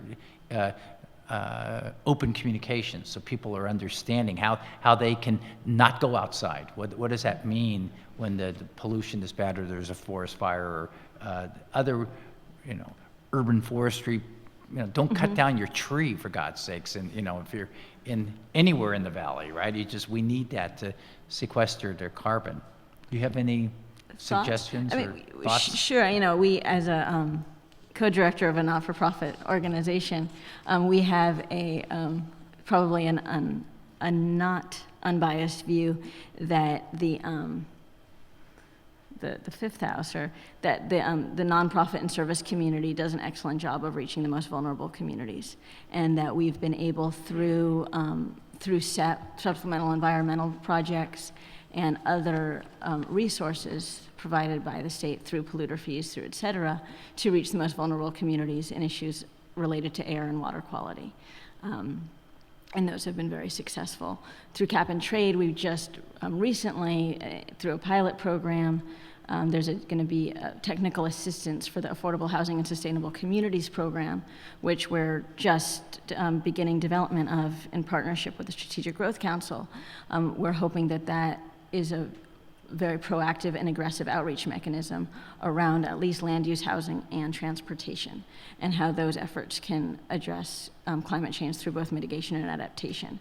But we would really love to incorporate that technical assistance throughout the cap and trade program as a means of improving education and multiplying the effect of the investments. Okay, thank you. Thanks to both of you. Now I'll ask the sergeants or somebody to move a microphone there. This is, we've heard from the speakers, and now it's time to open up this hearing to the public. And I want to thank all the speakers for sharing your expertise and knowledge there.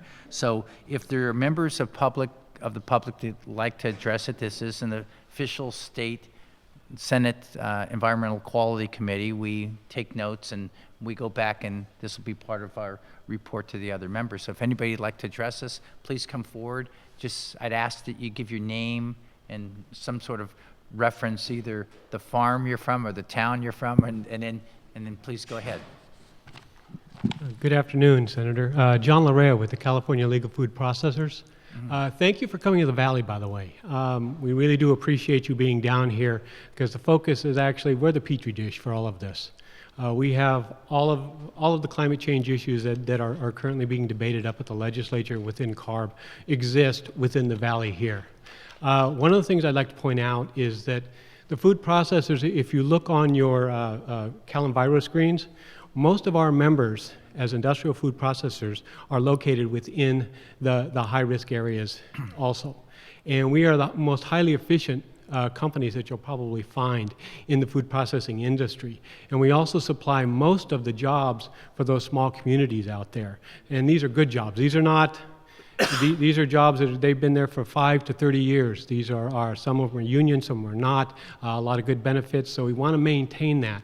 But what we're finding, and like Tom Jordan mentioned, adaptive management, where we're diverting funds into a cap and trade program that could be used to make us more efficient, clean up even more around there, or even clean up our communities, because those communities are vital to us in order to be able to maintain our essentially lead role in being able to produce food here in the Valley and for the world. One of the things that you'll notice is that in the cap and trade funds, we have the 535s that are going there. 535 directs the money there, yet there's no money coming from us as industry, as part of the cap and trade, that's being directed back to us to help us to reduce our emissions.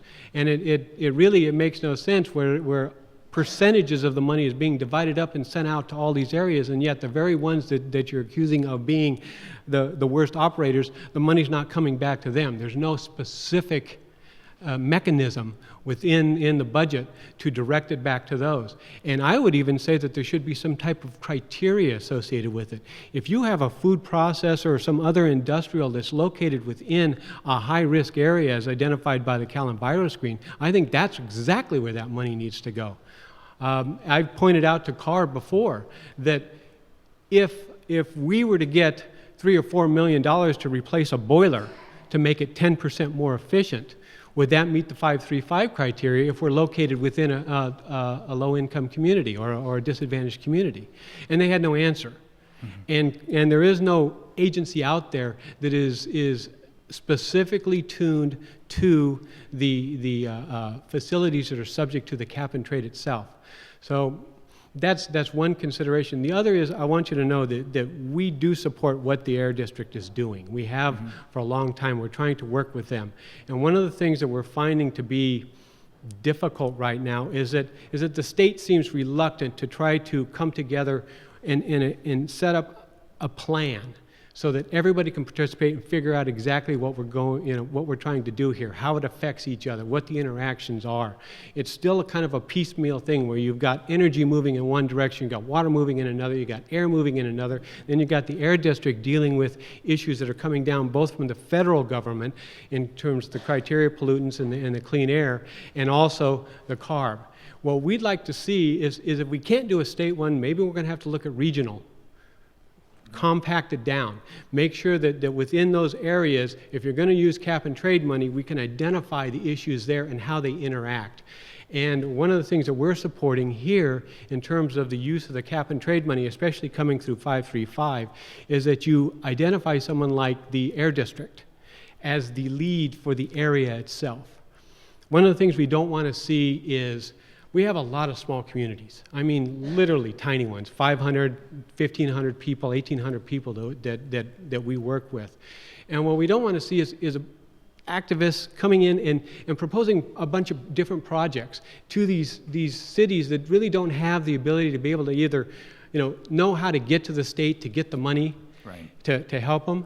Whereas if we had a central location where these cities could come to somebody like the Air District, which runs the region, essentially, and say, here's the projects that people are proposing for us, which ones are good, and they could actually even say, you know what, here's the projects we've identified that we really want to see put into place. Because if we get 5 or 6 cities doing this, we can help not only on our criteria pollutants, but we can also help, stay within the confines of the 535 requirements and still reduce GHG emissions. So there's a lot still that needs to be done to coordinate this particular effort. And I can tell you what Tom said about adaptive management is true. Our members, because they're seasonal, they run 90 to 110 days out of the year. In fact, these are probably the last 2 weeks of their season, and then they're going to shut down. They'll be down until next June or July when they start back up. when money is diverted away from them and into the cap and trade to buy allowances to continue producing at the current level they're producing at, there's a lot of little things they could do to make themselves more efficient that don't get done. So instead of doing it every 2 years, they do it every 5 years, or they do it every 10 years because they have to work it into a budget that way. So that's one of the last thing and I'll make it quick, is just simply leakage risk. Leakage risk, if you understand what the cap and trade is, leakage risk is when an industry or a facility within the cap and trade is trade exposed, so that the added money associated with the carbon adder and having to buy the allowances make them uncompetitive. So they pick up their business and they move out of state. So they leak their emissions out of state because they want to continue producing at that same cost so they can stay competitive. Leakage risk for somebody like food processors, it punishes us. We can't leave. We are part and parcel with all of the agricultural efforts here in the valley. Without us, they could not produce the tons of food that they do produce because we're the ones who can it and store it. We do 12 million tons of tomatoes per year. And there would be significantly less if they had to truck those, because you can't because of time considerations and cost considerations. So what we'd like to do and food processors are going to lose 25% of their allowances starting in the third compliance period, which starts in 2018. So that means even more costs are going to go into this program and not come back to us to help us either maintain our productions or to be able to compete. And so what's going to happen is that those communities are going to suffer even more. And that money, it can be directed back in through various activities and programs associated with 535. But it'll also mean the loss of jobs. It'll mean reduced production, and it'll mean no expansions associated with some of the facilities out there, which could create even more economic benefit for the valley. So thank you. Well, thank you. Next. Good afternoon. It's a great opportunity to be here today. My name is Rosie Burrows. I'm an organic farmer here in the county of Merced. I also have been pleased to have been asked to sit on the advisory board of the California Climate and Agricultural Network called CalCan. And in July of 2015, CalCan, along with UC Davis and the California Food and Ag Department, with the California Almond Board and California Pistachios, put out this paper on carbon footprint and 5 things that California orchard crops could do for best practices. And of the top 3 practices, most farmers are doing 2 of the top 3 things. We talked about it today on the chip waste in the orchards, which is using the tree prunings and chipping them and putting them back either on the soil for ground cover and/or for biomass. And the second one is energy efficiency with drip or micro irrigation. But the third one, which I think is the most important, is about reducing the synthetic nitrogen fertilizer in management techniques. And as an organic farmer, the one thing that we learned is that all life starts in the soil. And when you're using synthetic fertilizer and killing the soil, you are also disrupting the ability for carbon sequestering. So it's very, very important. It was referred to Louise Jackson earlier on some of her research that she said that if you put just a ½ inch of compost on pasture, that you can improve the carbon sequestering in the soil. Agriculture is the #1 tool that we can use for climate change, but the educational resources need to be available to the growers. So it was very informative today to hear all the different agencies talk, but I would like to say that in terms of moving forward, it's very important that that the incentives and these fun practices that are going to address both issues, both in reducing greenhouse gases and increasing the resilience to the the climate impacts. And the primary goal in all of these efforts needs to be to the outreach to the grower. We are the stewards of the land, and we can make the change happen. Biological-based approaches to soil management and water stewardship, both of these are important for addressing both for mitigation and adaptation. In talking about the research, the adaptation research should specifically incorporate also organic farming systems, because we're looking at a whole system, not just part of one. And back to the outreach to the ag community is crucial. And we're very pleased on your SB 246 that places agriculture. We feel it's very important to have an agricultural representative on the Adaptation Advisory Panel. In terms of some of the comments today, I wanted to say, as an almond farmer, they talked a little bit about the climate change in terms of temperature and the coldness and how that would affect cherries.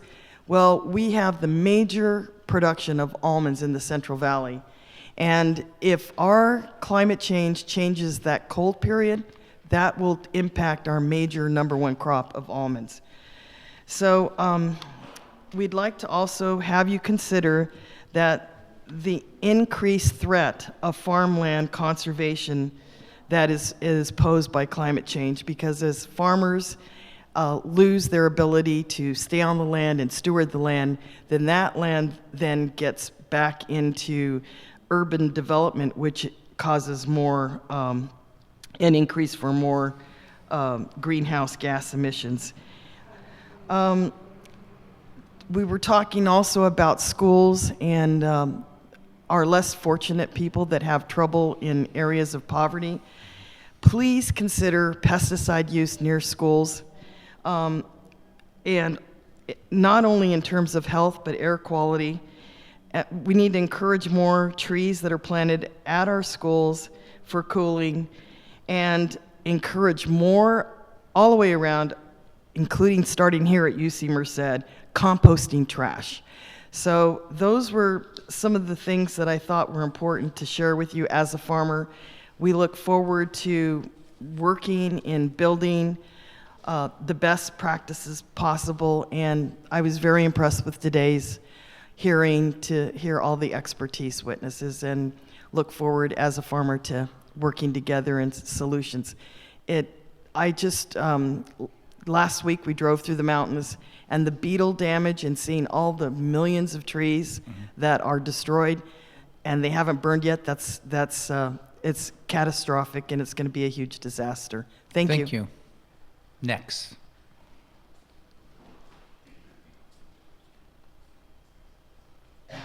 Buenas tardes. Mi nombre es Isabel Solorio y vengo de la comunidad de Lanier en el condado de Fresno. My name is Isabel Solorio, and I come from Lanier in Condado de Fresno. Fresno County. Es importante que haga fondos para distribuir en diferentes comunidades como la mía. It is very important that we count with funds to be distributed in communities like mine. Contamos con un centro en la comunidad, pero el problema es que no tiene aire acondicionado ni swan coolers. We count with one cooling center in our community. The problem is we don't have air conditioner or coolers on it. También necesitamos contar con más espacios verdes. We need to have more green areas. Como parques, y tenerlos y mantenerlos en nuestra comunidad. Like parks, and a way to maintain them in our community. Tenemos el parque, pero no podemos usarlo porque está muy seco, no hay pasto. We have one park, but we cannot use it because it's very dry. We don't have grass on it. So es otro problema más serio porque los niños están cogiendo asma y alergia. And that is a very serious problem because the kids are getting asthma and allergies. También necesitamos hacer más estudios sobre asma y alergia en personas que trabajan en el campo. ¿Cuáles son los efectos secundarios? We need to do some more research in regards asthma with the farm workers and which are the second effects for them. Muchas gracias. Thank you very much. Thank you.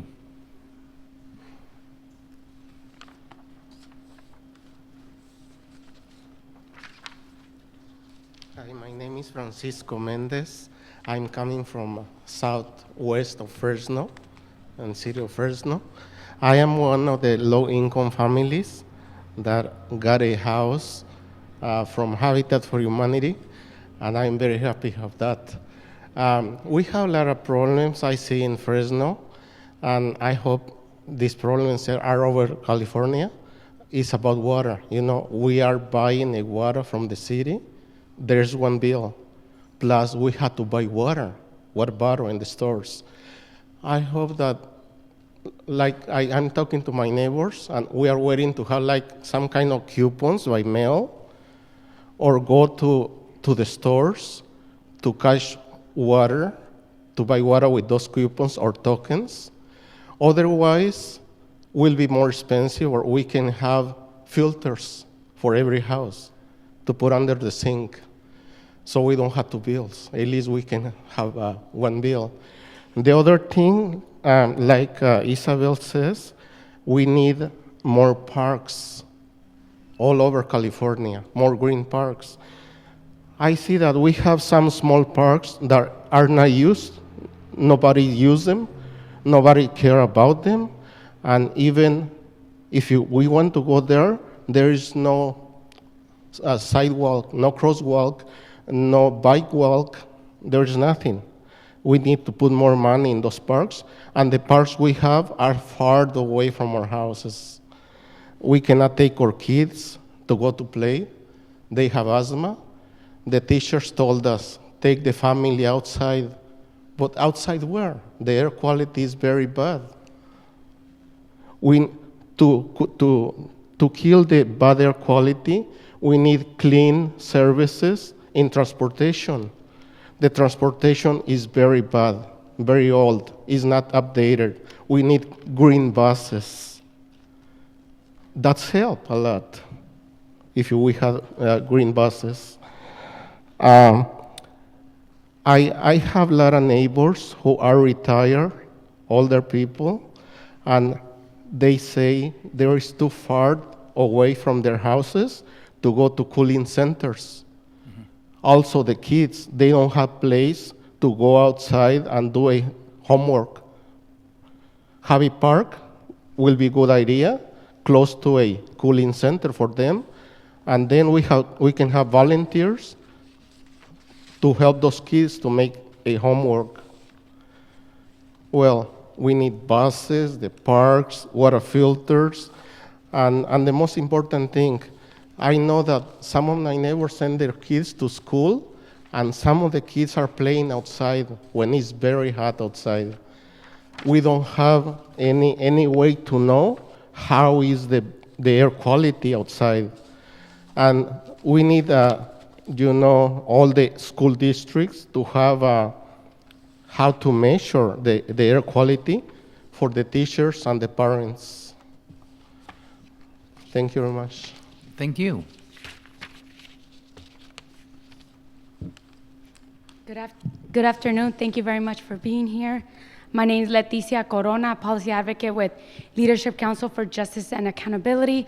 I'm now going to repeat some of the great efforts and priorities identified by some of the community residents that we work with in some of the disadvantaged communities throughout the San Joaquin, or what our co-director as well, Phoebe Seatons, had said, but just working on the ground on trying to implement some of these projects. We work very closely. I'll start with the CAL FIRE for urban forestry projects and securing funding allocations for disadvantaged communities, for example, park spaces. Just as Francisco had mentioned, he's one of the community residents that we're working very closely in Southwest that's overburdened by industries and a lack of disparities with green spaces, access to parks.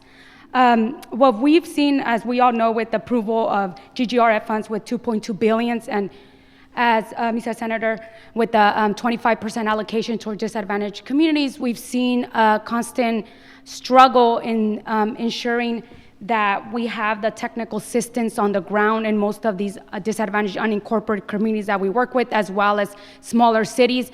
We've seen the lack of just the capacity and the technical assistance or staff to even put together a 30 to 40 page application and measuring for the next 4 years the carbon sequestration for the reduction of greenhouse gases over a period of year after you have received the fund. We've also seen just the lack of unwillingness of some of our elected officials to be applying for these funds because it is a very tedious process.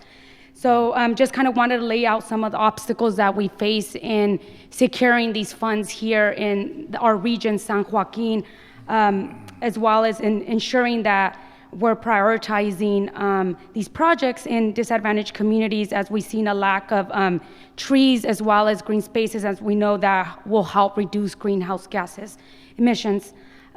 So we'll continue to work very closely with our local CAL FIRE agent representative for our region in making sure that we at least could get a really good, comprehensive and strong application for Fresno City, or at least the regions that we work with. I know that Farmersville has been the model project last year's cycle. We have been participating as well in the comment periods as well for the GGRF on updating the guidelines. Also just ensuring that we do have proper mechanisms of measuring the air quality around the schools that throughout not just Fresno City, but also around the county areas. I know, for example, Lanier, it belongs to Riverdale Joint Unified School District, so the communities and the schools in the rural areas also need those services as well and mechanisms, so they make sure that their kids are also growing in a healthy and sustainable community. For last slide, I would also like to just emphasizing making sure that we do have priority in the communities that we work with in terms of quality and water quality services, as well as devices, providing perhaps filters in some of the communities. I know there's been state ground emergency monies. One of the communities that we work in, the Cantua Creek, did receive funding for as well bottled water. But we want to make sure that all other communities as well, because more wells are becoming drier, faster rates. And so I know the money is just becoming slower and reaching our communities at a slower rate. So just making sure that once again, going into these projects, we'll continue to work on the ground with closely identifying these needs and priorities with the communities that we work with, but also ensuring that they're well invested and co-benefited the communities that actually need it the most. Thank you very much once again for being here. It's very critical. Thank you. All right. We'll close the public comment portion of today's hearing. And let me thank everyone for attending. This is our second regional information hearing on climate adaptation. I think this hearing has provided me and the staff with a great overview of the problems that are and the challenges and the needs of the San Joaquin and the Central Valley, and the efforts that are underway on the local level and here at the university. As we look forward to implementing a climate adaptation policy or improving it here in California. We'll be conducting one more regional hearing down in Los Angeles to learn more about the special needs that they have there and the impact that they anticipate that's going to hit the Southern California. What we've heard so far in this hearing and in the other hearings that we have is that California needs more comprehensive approach to climate adaptation, and we need better tools, resources for the local governments, and improved regional coordination. I think there was reference made to a bill that I authored that's on the governor's desk, SB 246, which sets forth in statute the climate adaptation policy to address this transition of information and cooperation with the state, local, and the regional governments. The bill actually puts the Office of Research and Planning in charge to coordinate these adaptation efforts that are occurring throughout the states at the multi levels of government, and oversees a central source for climate adaptation policy. Obviously, I look forward to the governor signing the bill, but I'm also look forward to these important conversations as we gather information and provide that to the agencies and my colleagues back in the Senate. And with that, I want to thank you, everybody, once again, and our meeting is adjourned.